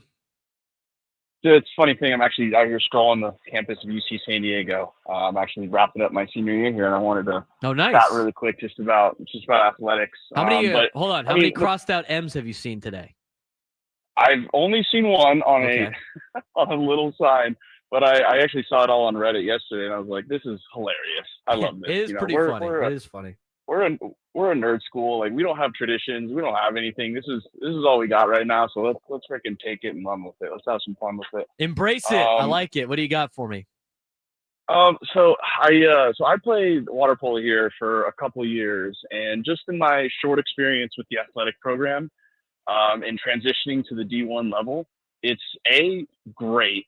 But B, there's one caveat, there's one handicap that the athletic department has, and that it's still heavily involved with the rec scenario here at UC San Diego. So I think in order for the D1 program to really get to that next level, to really take the next step, they got to break away from the rec program, especially financially. They got to be able to have their own pool to distribute to athletes, distribute to teams, to really, make this school the D1 program it deserves, because it's growing student-wise. It's growing immensely. I mean, the construction going on campus is insane every time I'm out here walking around. And so it deserves all of the best athletics that it can get after being such a monstrous academic school. So, but that's just my quick take on that. But I mean, freaking love the school. Love that we're in the tournament. Let's go try to win it all. Yeah, I love it, Parker. Embrace it. Enjoy it. I mean, this is it's always fun when your school is in the NCAA tournament. I mentioned earlier, everybody in my family's had their school make the NCAA tournament this year, except for mine. So I feel like missing out. I feel like I'm missing out right now. But what a great experience for all you guys at UCSD that might have signed on before they're officially D1, but now officially in the spot where they can make the postseason. And I never thought that this potential day would ever happen. First of all, becoming D1, and then, of course, making the NCAA tournament. When we talked with Earl Edwards, Parker, they've pumped a lot of money into, obviously Lion Tree, and they've upgraded the softball field and everything like that. I'm sure they'll be making their rounds to all the athletic facilities throughout UCSD's campus. So I appreciate the phone call, man. Enjoy the rest of your day and enjoy your Thursday. We talked about it enough. We've teased it enough, about the Padres. John Heyman was on his Bleacher Report walk-off little podcast thing that he does. And he was answering a lot of questions from fans. And now most of it's usually from the East Coast, and it's trying to find pitchers for the Yankees because they need some pitching right now, yada, yada, yada. And so the Padres usually come up. Well, John Heyman was shocked about how the Padres think that they could be a contender in 2025, and they think they could be a playoff team, and surprised that they didn't sell a lot of their assets on one-year deals during the offseason. And here's what he had to say about the Padres selling plan. All right, Padres sale. Let's get to that. I don't know. Should we call it the Padres sale? I don't know if we can call it that. They still have Cease. They still have King. They still have Suarez. They still have Cronenworth. Everybody is still there. We didn't expect them to trade Tatis, Machado, certainly not Merrill. We get that. But there were so many rumors and talks out there, and they had scouts all over the place looking at teams that were interested in Cease. And I think there are up to 9 teams that have shown interest in Cease, including all 5 AL East teams. Let me make that clear. All 5 AL East teams have been on Cease, as have the Cubs, as have the Mets. But at this point, Darvish has got a little bit of a setback. They want to win. It's going to be tough. It's going to be tough for them to trade Cease. We'll see. That's probably more of a mid-year trade deadline discussion between Cease, King, whomever. But, the Padres feel like, even though they've not played well in spring training, they've been particularly bad at times in spring training.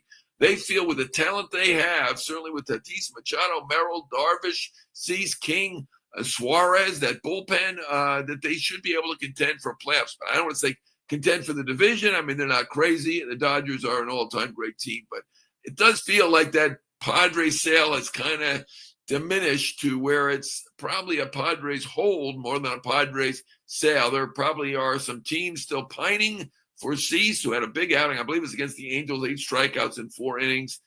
Another starting pitcher, that's probably talking about the Yankees. Would be good if they could get somebody. Kyle Gibson's still out there. You still got Spencer Turnbull, whose name I can never. He goes on to talk about Spencer Turnbull potentially for the Padres too. Why didn't they sign him? That's like a follow-up question at the end of that. That's what you missed before he starts talking about the Yankees. The level of disappointment in his voice is ridiculous. I'm so tired of national pundits always talking about how disappointed they are in the San Diego Padres for not being the AAA affiliate of the major market programs. It's ridiculous. How many years have we seen the Padres dish out tons of money? In a row. How many years? It's been at least since 2019. That's 6 straight years. And they still act shocked. We've talked about spring training results and viewing them with a grain of salt just because they don't mean anything. They mean something when they do well. They don't mean anything when they do poorly. The fact that he went out and said they still think they can compete despite the fact that they're not playing well in spring training. They have a bad record in spring training. Really, John? Really? We're looking at records right now in spring training. They haven't played particularly well. Individually, a lot of the Padres have actually played particularly well. We've talked about Manny. He always is a guy that starts off slow and then really hits his stride. I'm not worried about him. His numbers might be down. They haven't played particularly well in spring training. That would be like watching the teams in the preseason. Hey, they're 3-0. Better watch out. They might have a big year this year. Browns are 0-3. I don't know about that. Hey, Kansas City Chiefs are 0-3 right now in preseason. They think they could compete this year. Really, John? Really? It's exhausting. It's a tired act. It's tired. It's so tired. Let's continue to shove Shohei Ohtani down my throat 24/7. I mean, the amount of Shohei Ohtani coverage is ridiculous. I get he's the best player, and I get you want to market your best player. But the NBA, by making LeBron the number one talking point all the time, has run people out of the NBA because they're tired of hearing the same stuff over and over and over again, shoved down their throat. And the same thing with the Chiefs, with Mahomes and the Chiefs and the Taylor Swift. I mean, stop shoving stuff down people's throats. You want a quick way for people to just be completely turned off by your product, continually put the same thing or the same person everywhere like it's the greatest thing since sliced bread. People are going to lose interest fast. You know, Tani thing, Chiefs and the Mahomes deal, and, you know, LeBron in the NBA. It's enough.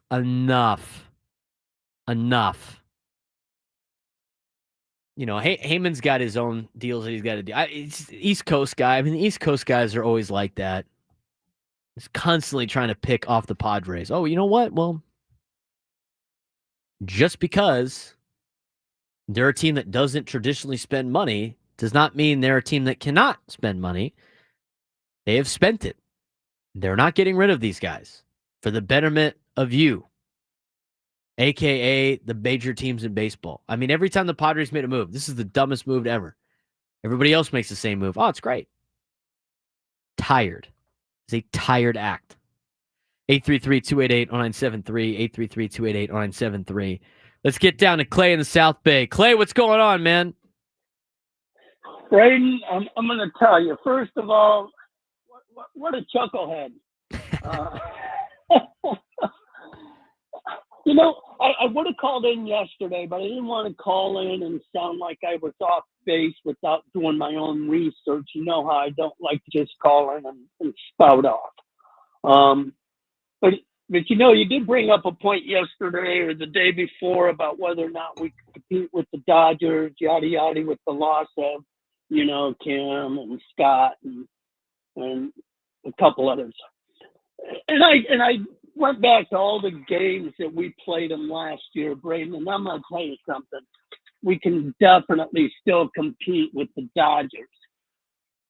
One word: pitching. Our pitching was still superior to theirs, even though in most of the games we were throwing more than 3 pitchers at them. But bottom line is we won the battle during the regular season. So can we compete with the Dodgers? The answer to that question is most definitely so. Well, I think they and Clay, I appreciate the phone call, man, as always. You know, I definitely think that in the regular season, it's not like they're going to get smoked in all 3 games. But I will say this: I mean, their team has drastically improved since last year. I thought the Padres' best chance of knocking them off for a potential division or even like to go to the World Series was late in last season. And then on top of that, they didn't really add to their team. I mean, I think the health status of all those veterans, as we mentioned, are a big upgrade for the Padres. But I don't think it's enough to like overcome the Dodgers. I just don't think so. And at the same time, I don't think it really matters because I think they can do it as long as they do in the postseason. That's all that really matters. That's why, like, the division, that's icing on the cake if you even come close to competing for that. But you don't want to burn yourself out trying to catch LA in the regular season when you got bigger fish to fry. You know, the thing that's more particular to the Padres right now are the Mets, the Phillies, the Braves, whoever doesn't win the NL East. And I think the Braves are going to win the NL East. The Cubs, maybe the Brewers, whoever doesn't win the Central. Although I don't think the loser of the Central, in terms of like who comes in second, I don't think they're going to make the playoffs. And then the Diamondbacks, and then the sleeping giant, the Giants, who apparently are poised to have a breakout season according to ESPN. So despite all that, you know, that's where you have to That's your real competition right now. The Dodgers in the division is one thing. I mean, it's not like baseball is going to keep things even. That's the biggest equalizer in this entire thing is the fact that baseball and the playoffs are, anybody can win any day. You have a bad day on the hill, out of your ace, and all of a sudden you're behind the 8 ball, 1-0.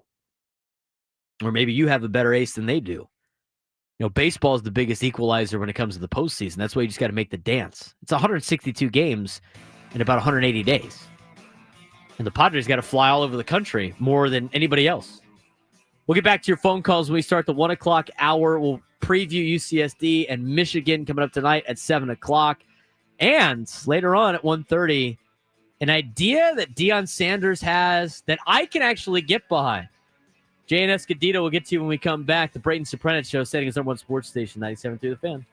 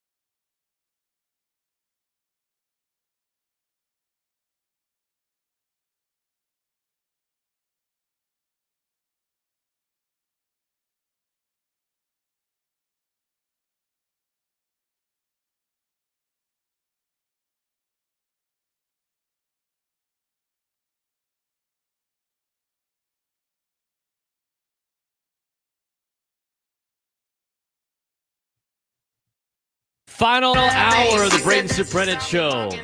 Day 1 of March Madness. Day 2 will continue tomorrow as we will be at Dave & Buster's. Come out and say hi to us at Dave & Buster's. We'll be there all day tomorrow from 6 a.m. through 6 p.m. Or through 7 o'clock because Matt Scraby will be on as well. Ben and Woods will kick things off at 6 a.m. I'll be on from 10 to 2.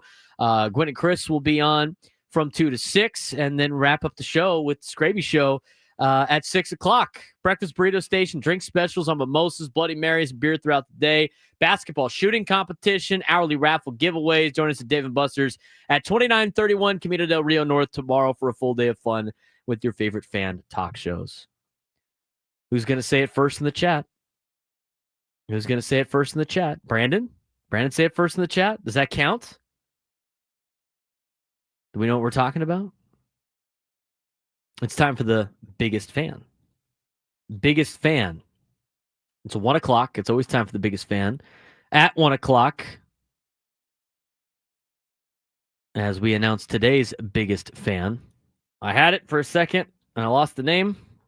So you guys continue to manifest. Keep manifesting your names there in the chat to try to win the biggest fan contest, which will give you an opportunity to our grand prize, 20 tickets for you and your friends for a night in our Odyssey Suite at a Padres game later this season. Second to last day of the biggest fan. And today's biggest fan is Richard Price in El Cajon. Richard Price in El Cajon. You are today's biggest fan. Richard Price in El Cajon. You are today's biggest fan. You have 10 minutes to give us a call at 833-288-0973, 833-288-0973, and you'll qualify for a grand prize, 20 tickets for you and your friends for a night in our Odyssey Suite at a Padres game later this season. Remember to register your name at 97throughthefansd.com/biggest fan. So Richard Price, and then we have 4 more names, and that's it. 4 more names after today with Richard Price, and that's it. With 2 more in the afternoon show and 1 more each on our show and the morning show that we'll announce, obviously, tomorrow. 833-288-0973, 833-288-0973. Let's get out to the phones where a lot of people want to weigh in on some talking points from today. Let's get out to Jay in San Diego. Jay, what's going on? Long time no talk. Hey, how are you? Doing well.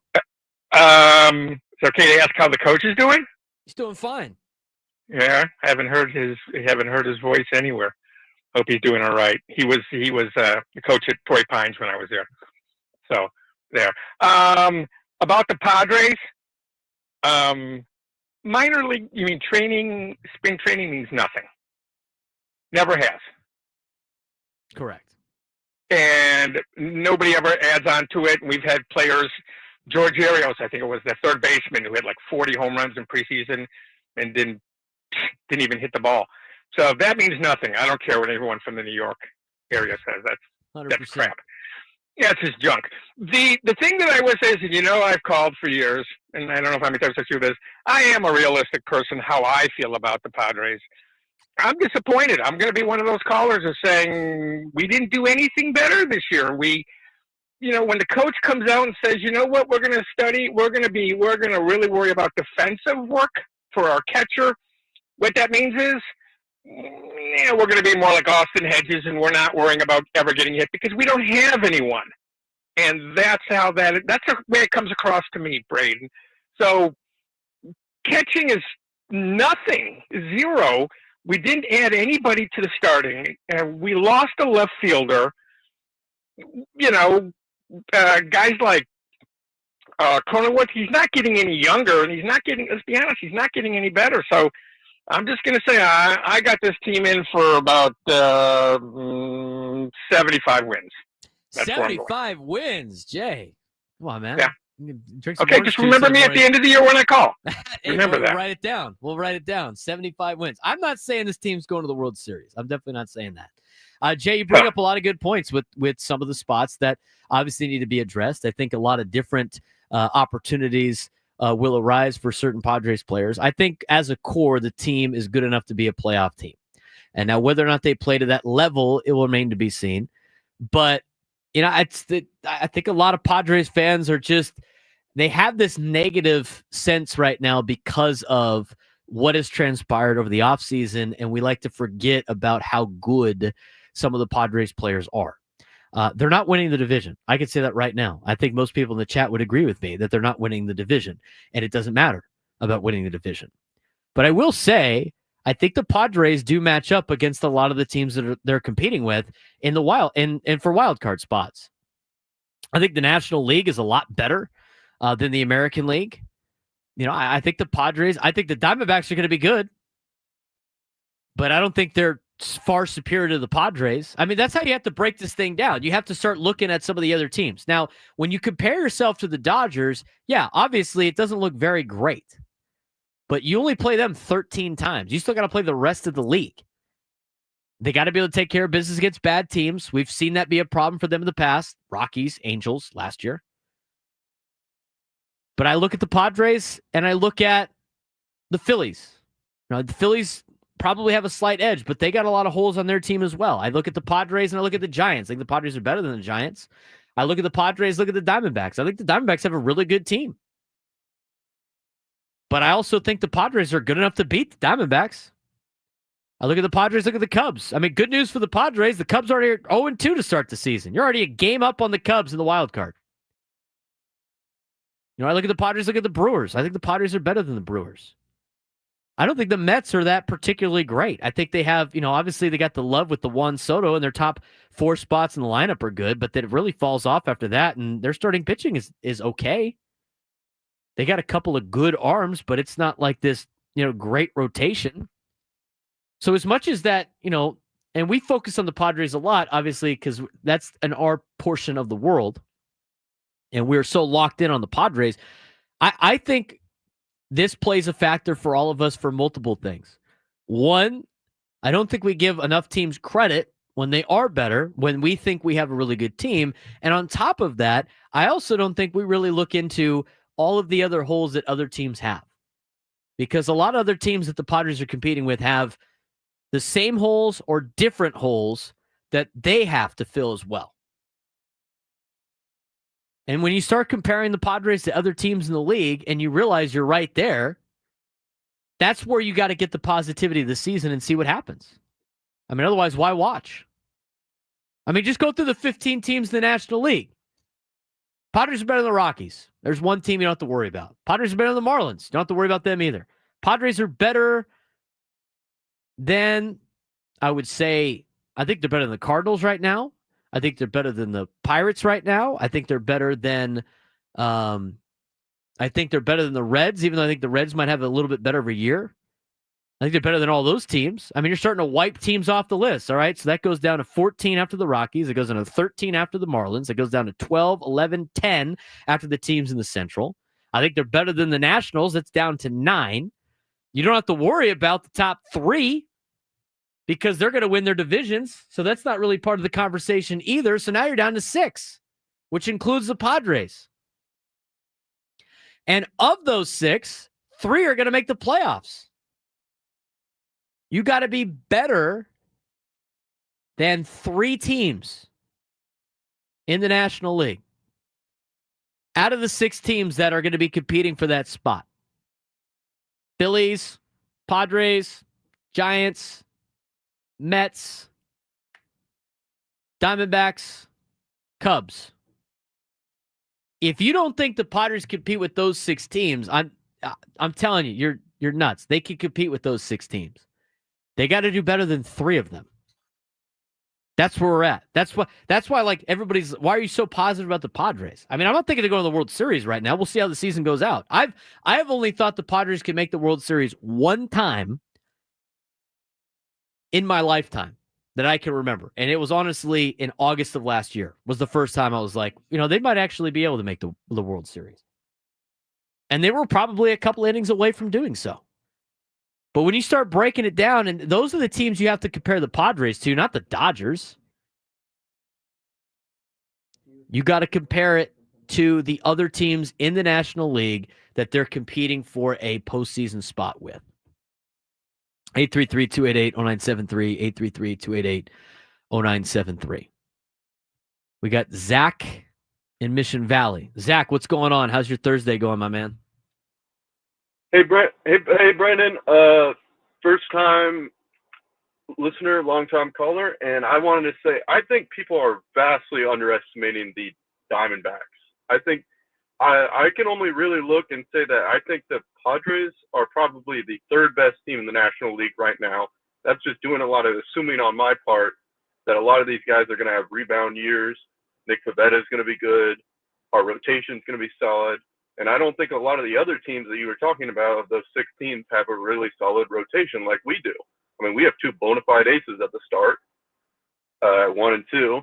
And but the only other teams I can think of are the Diamondbacks and the Dodgers. I think the Diamondbacks are probably going to have a better shot at winning. That's my dark take. I could see the division going 50-50. I mean, we all know the Dodgers are going to be 100 wins, but I think that their rotation is, like every other year, pretty shaky because it's all a lot of high strikeout, high injury pitchers who aren't really consistent. And I think the Diamondbacks are really solid, really consistent, really quality pitchers. I mean, you got Zach Gallen, who's a bona fide ace. You got Brandon Pfaadt, who people are saying is a dark horse Cy Young candidate. You got Corbin Burns, who they just signed. I mean, and you had the number 1 run scoring offense, I'm pretty sure 2 years in a row now. And that offense only got better. Well, got a little worse at first base. Zach, you're right on the Diamondbacks. The Diamondbacks are good. They're going to be really good. You know, that's the team that the Padres should be worried about more than the Dodgers. I mean, everybody in the chat all the time, not everybody, majority, a lot of the doomers like to talk about that, but the Dodgers are not. It's the Diamondbacks that you need to be more worried about than the Dodgers, because that's the team you're competing for a playoff spot for. You're not competing with the Dodgers for a playoff spot. In fact, you want the Dodgers to beat up on everybody else in the National League to help you out make the playoffs. That's how you should be viewing this. 833-288-0973, 833-288-0973. When we come back, we'll let you know how UCSD will beat Jake Waters' Michigan team. Plus, what did Deion come up with that I think is a great idea that college football should implement? We'll talk about that to finish up the show. Braden Surprenant Show, saying his number 1 sports station, 97 through the Fan.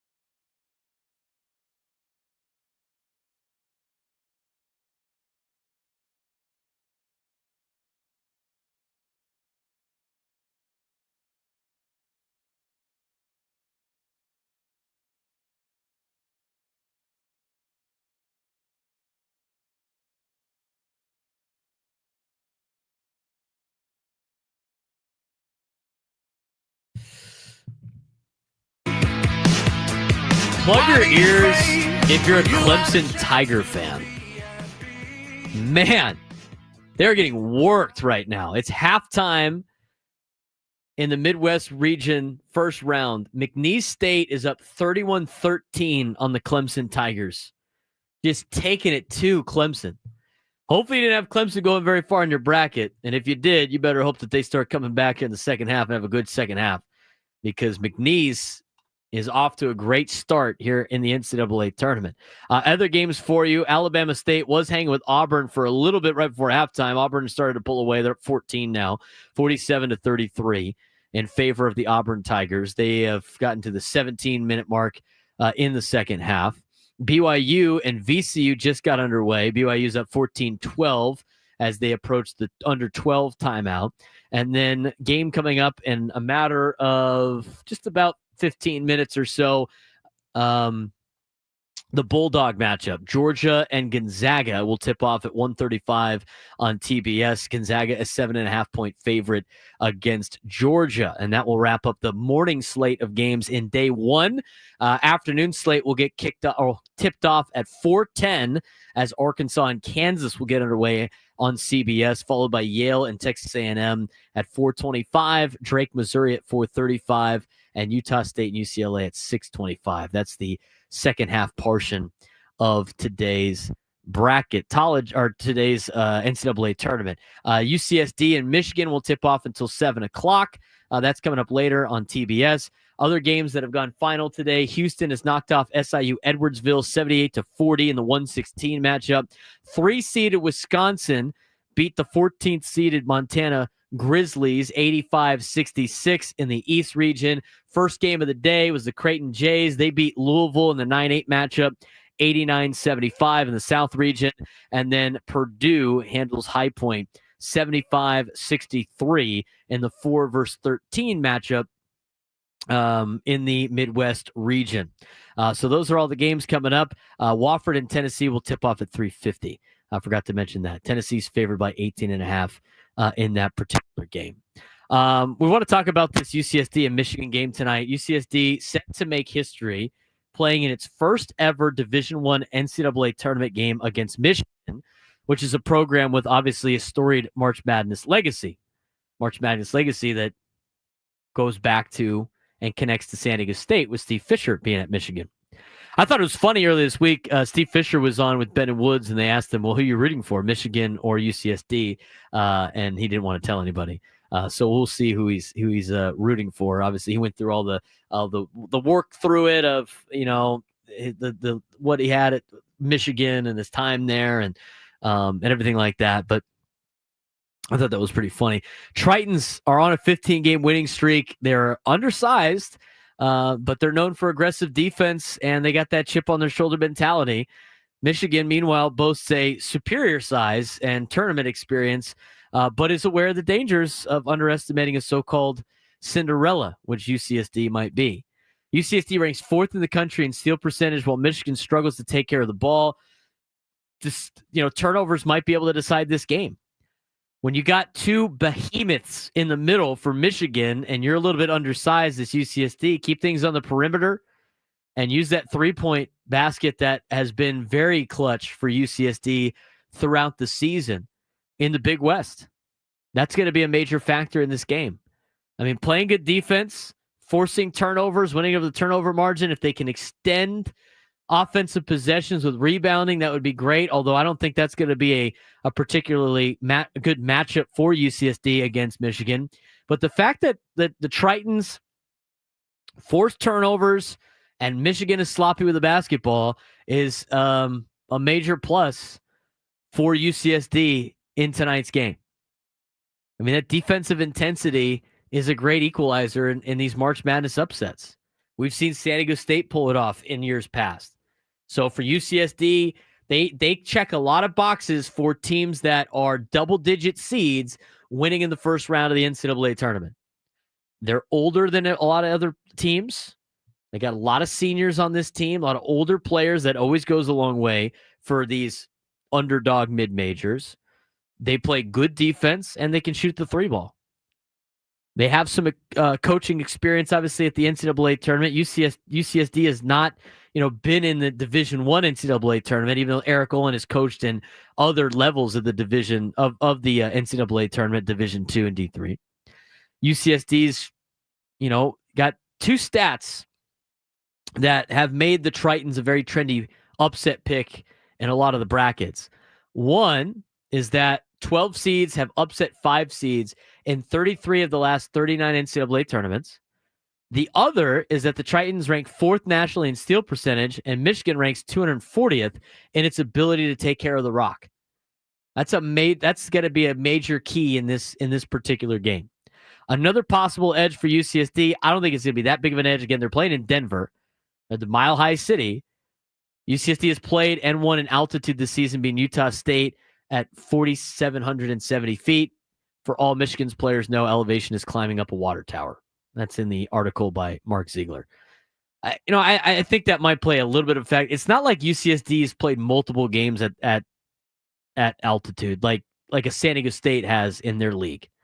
I mean, most of the games that UCSD does play is in fact at sea level, with the Big West Conference being mostly in California and then one trip to Hawaii.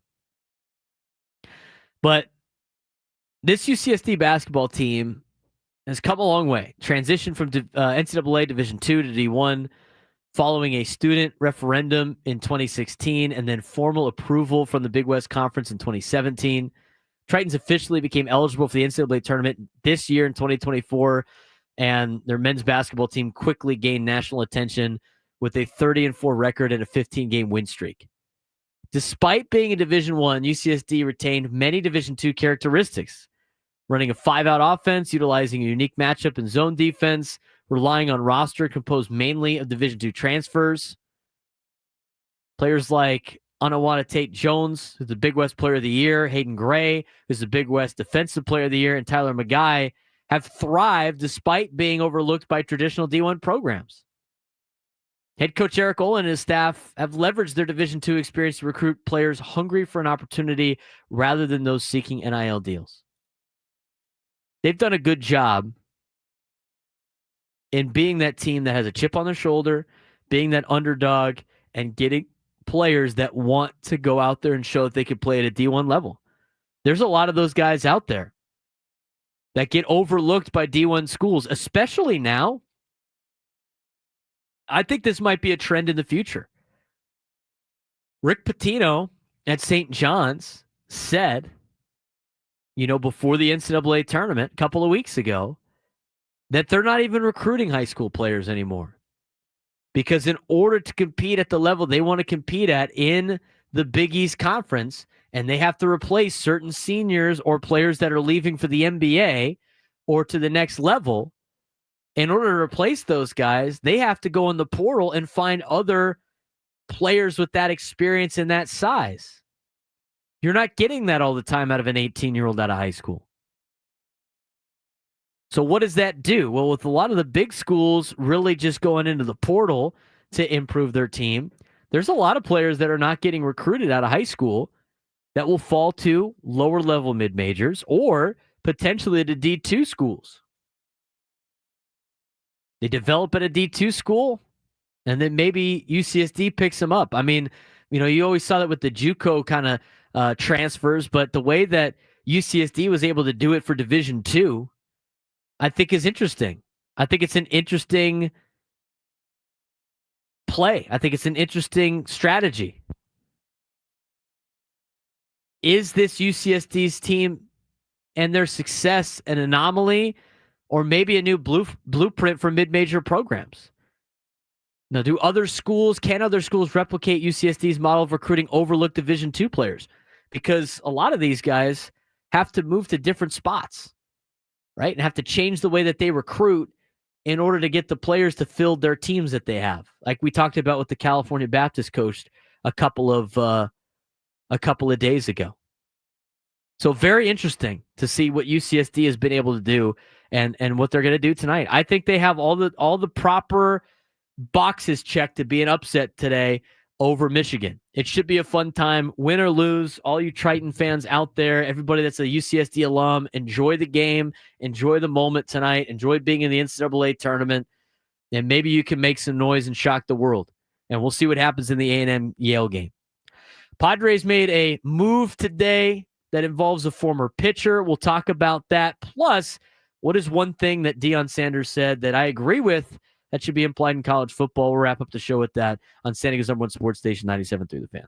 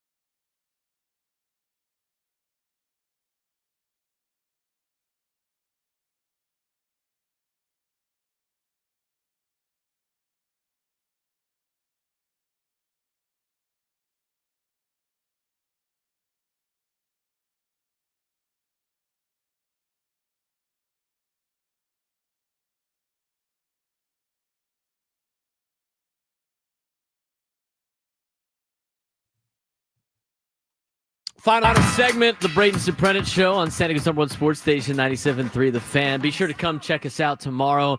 We'll be live at Dave & Buster's in Mission Valley all day long in celebration of the biggest college hoops tournament of the year. Ben and Woods kick things off at 6 a.m., followed by myself at 10, Gwen and Chris at 2, and then we'll wrap up the day with the Scraby Show at 6. There'll be a breakfast burrito station, drink specials on mimosas, Bloody Marys, and beer throughout the day, basketball shooting competition, and hourly raffle giveaways. Join us at Dave & Buster's at 2931 Camino del Rio North for tomorrow for a full fun day with your favorite fan talk show. So I'll be there a little bit early tomorrow to catch the tail end of Ben and Woods and hang out with you guys, and I'll stay a little bit after as well.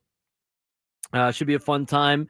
Post up and watch some college basketball. So hopefully if you guys have time in the lunchtime hour, stop by and have some lunch with us at Dave & Buster's, watch some games. I don't know why you'd even be working on tomorrow anyway.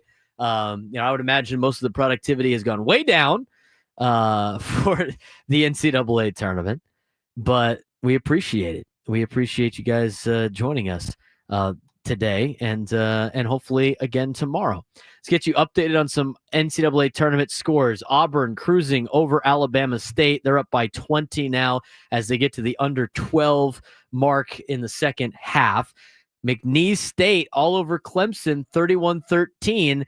They're at halftime. So Clemson's going to have to put a little comeback together if they want to be able to continue their season in the NCAA tournament. VCU, BYU are all knotted. They're both knotted up at 22 with 7:42 to go in the first half. They're at the under 8 timeout right now. I saw Jimmer Fredette was in attendance for that particular game. Houston knocked off SIU Edwardsville earlier today, 78-40. Wisconsin over Montana, 85-66. Creighton beat Louisville, 89-75. And the other final today was Purdue over High Point, 75-63. Last game of the early slate is Gonzaga and Georgia, and they're about to tip off. They're moments away from doing so. Gonzaga, 7.5-point favorite over the Bulldogs of Georgia. Afternoon slate, Arkansas and Kansas will start at 4:10. First game of the afternoon slate's actually Wofford and Tennessee at 3:50. Tennessee's an 18.5-point favorite against the Terriers. Arkansas and Kansas will tip off moments after that at 4:10. At 4:25, it's Texas A&M and Yale. And at 4:35, it's Missouri and it's Drake. Night games, Utah State, UCLA, Omaha, St. John's, UC San Diego Tritons in Michigan, UNC Wilmington, and Texas Tech will be the final game of the night from Wichita, Kansas. And that's a look at the NCAA tournament. Your latest update. We talked about it going into break, but a former Padre is coming back. Former Cy Young Award winner Jake Peavey joins the Padres as a special assistant. He will be the special assistant to the CEO, Eric Grupner, which is announced today. In his new role, Peavey will assist multiple departments within the Padres organization and serve as an ambassador to the Padres and their fans and the San Diego community. Jake Peavey was on with Ben and Woods earlier today to talk about what it means coming back to the organization now as part of the group. It starts with Peter Seidler, Eric Grupner. I remember where I was sitting. I was at work with the network when I got a text from Eric Grupner asking if we could jump on the phone. And he just said, look, Peter's trying to link up with you, and we'd love to just talk with you. And that's where it started. I shortly got on a phone call with Peter, and he just was so welcoming and warming and wanting to bring back in some of the old alumni. I was super appreciative of it. And over the last few years, I've just gotten to know Eric Grupner really well. Tom Seidler has become a great friend and family. And just watching what they've turned San Diego into and then continuing to grow was super exciting for me in that world. And then, like you talked about, anytime that I was out there in engaging with the community and fans, it felt so right. It felt they were super appreciative to have me back around. I felt that. And I felt super gracious and grateful for the welcome home reception, kind of, so to speak. So this ties it all in a bow and just allows me to come engage. I was joking in some manner about being around you guys, but the Padre fans and family are my family, and San Diego is home. So to have reason to be out there more, to tie in with the team who drafted me, gave me my first chance. Feels good. Feels good as a Padres fan and as a member of the media to know that Jake Peavey's back. That's great. I thought it was awesome that, when he was part of the Hall of Champions, dinner, the Salute the Champions dinner earlier this year, I was able to attend. I was invited by USD Baseball, who got an honor there as well. But the two of the main inductees were Adrian Gonzalez and Jake Peavey. And the stories that Jake Peavey told and his passion for San Diego and how much the city means to him and how it always will keep a place in his heart. It's great to have him back. And as mentioned in the press release, we're excited for Jake to rejoin the Padres after an outstanding playing career. Said Eric Grupner, beyond his impressive accomplishments on the field, Jake brings a passionate, competitive spirit and leadership qualities that align perfectly with our organizational values. His wisdom, experience, and relationships in the game are invaluable as we continue to pursue a World Series championship for the city of San Diego and our fans. Jake Peavey had this to say also in the press release after he joined Ben & Woods.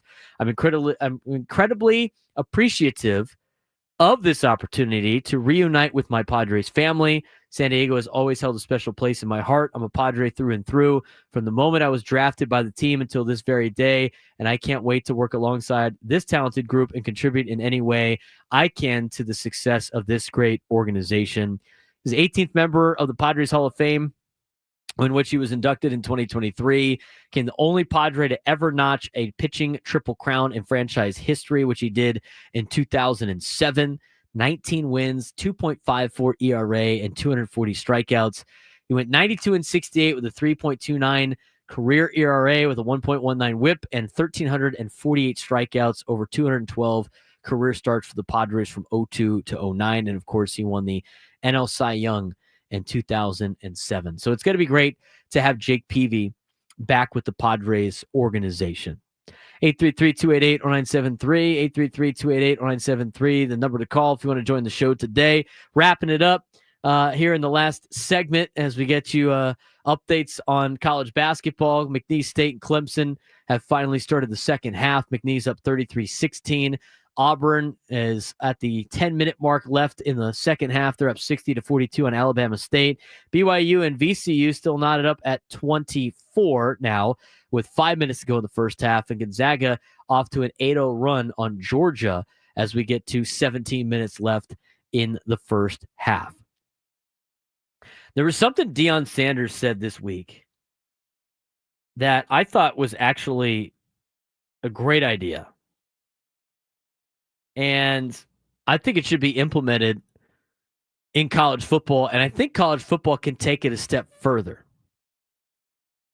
Deion Sanders wants NFL-style model for spring ball because about the way the practices go about. So this is what Deion Sanders had to say.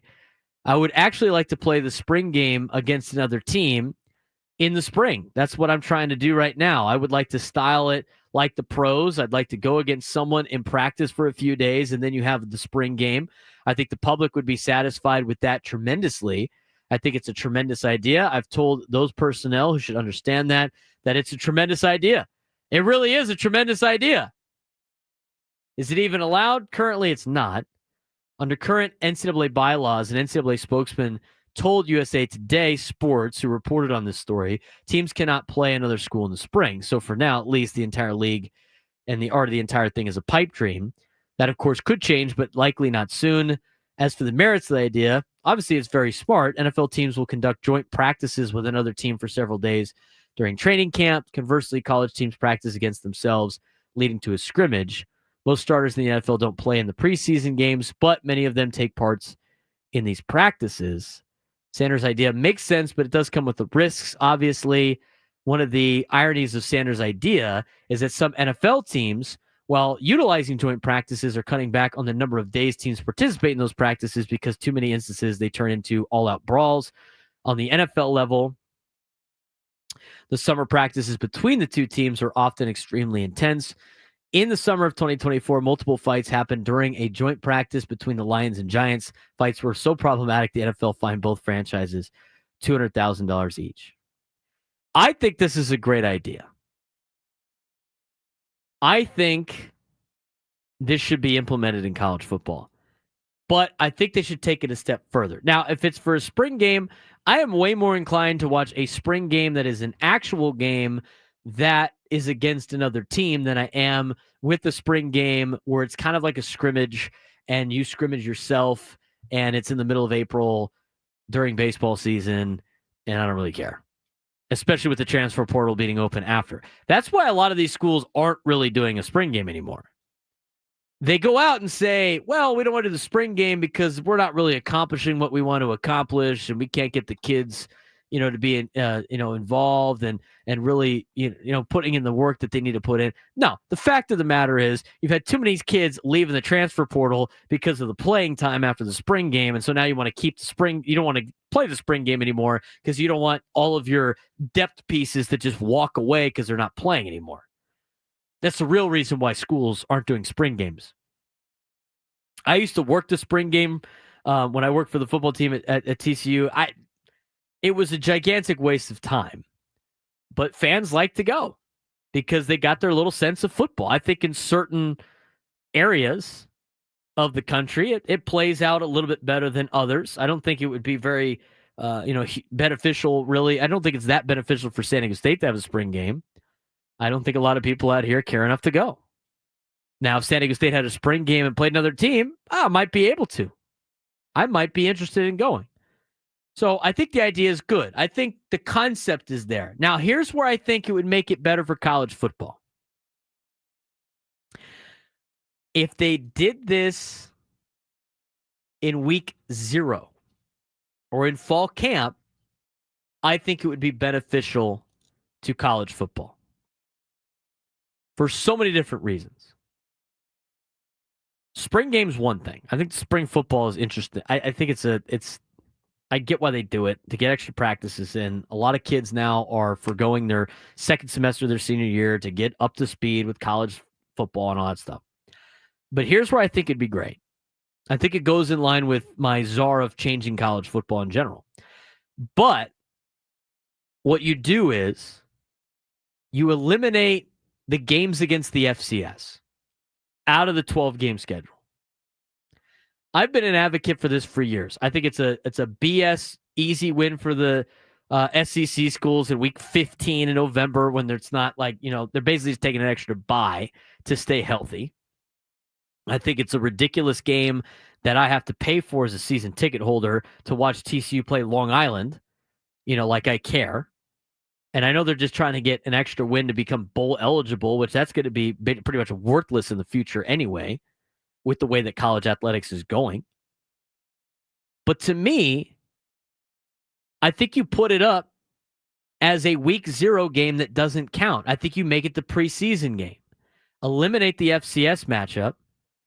Because the biggest knock on that is, well, how are they supposed to get their paycheck in order to fund the program? First of all, I don't really care. But on the second part, all right, if we want to keep that alive, make it the week 0 game that doesn't count and have them play and do the whole practice thing the whole week. Play the team. They can come out, right? All the Power 5 and the group of, or Power 4 and group of 6 schools can host FCS schools. Knock it all out in week 0. Have the practices open. You can have open practices for the fans. I mean, if you're practicing against somebody else, what are you hiding exactly? You have them come out, you practice for 3 days, you play a game, it doesn't count, you get to practice everything you need to practice, you get the reps in you need to get in that everybody talks about when you play all these FCS schools. It's week 0, it kicks off the season, and then you go let all the big boys play the big schools. Deion's on the right track with this. I like the idea. I don't like it in spring. I like it in the fall. So if you look at San Diego State's, football schedule, we'll compare it to San Diego, right? Obviously. They play Stony Brook in the first game of the year at home, which I think is an FCS school. So instead of playing Stony Brook on August 28th, you would theoretically play Stony Brook on August 21st on the Saturday or whatever it is. I don't know. That could be like a Thursday game. I mean, they move this stuff all the time. But the first week. So this is the 23rd. So instead of playing Stony Brook on Thursday the 28th, You play them on Saturday the 23rd for week 0. You let them practice the first 3. You practice together for a couple of days. You play the game. And for a lot of fans, include it in the ticket package, the season ticket package, and let them go to the game. You can make it a little bit cheaper for that. That's a good way to get families inside the stadium. And you play a game. And even though it doesn't count, people will still go because they're itching for football at that point in the year. And then it frees up a spot and an opportunity for you to go play out a better school in the non-conference. I think this is a great way to set up the beginning of the college football season. You take it from the FCS school in town in USD. Now, USD is a little bit different because they're non-scholarship FCS, so they can't necessarily play against a scholarship group of 5 school or whatever like that. But you could even theoretically have them practice with San Diego State, and that's probably not good for health with the transparency of the different or the difference between the FCS non-scholarship between FCS and then of course FBS, which is the mid-tier, whatever. But they go play a low-level Division I school and practice for a couple of days. They get the paycheck for being out there, playing the game. This definitely plays in the South. I mean, are you telling me if you sold season, you make it part of the season ticket package like you would do with the NFL, and so you get that game paid for anyway. You get your first game that you want to see kids playing, and people in Athens, Georgia are fired up to watch the Dogs a week earlier, who are currently losing to Gonzaga like it's a football game. They're down 18-3. Zags need to work on their point after attempts, apparently. Georgia made a field goal. See what happens when you watch your team for the first time? It's just not good.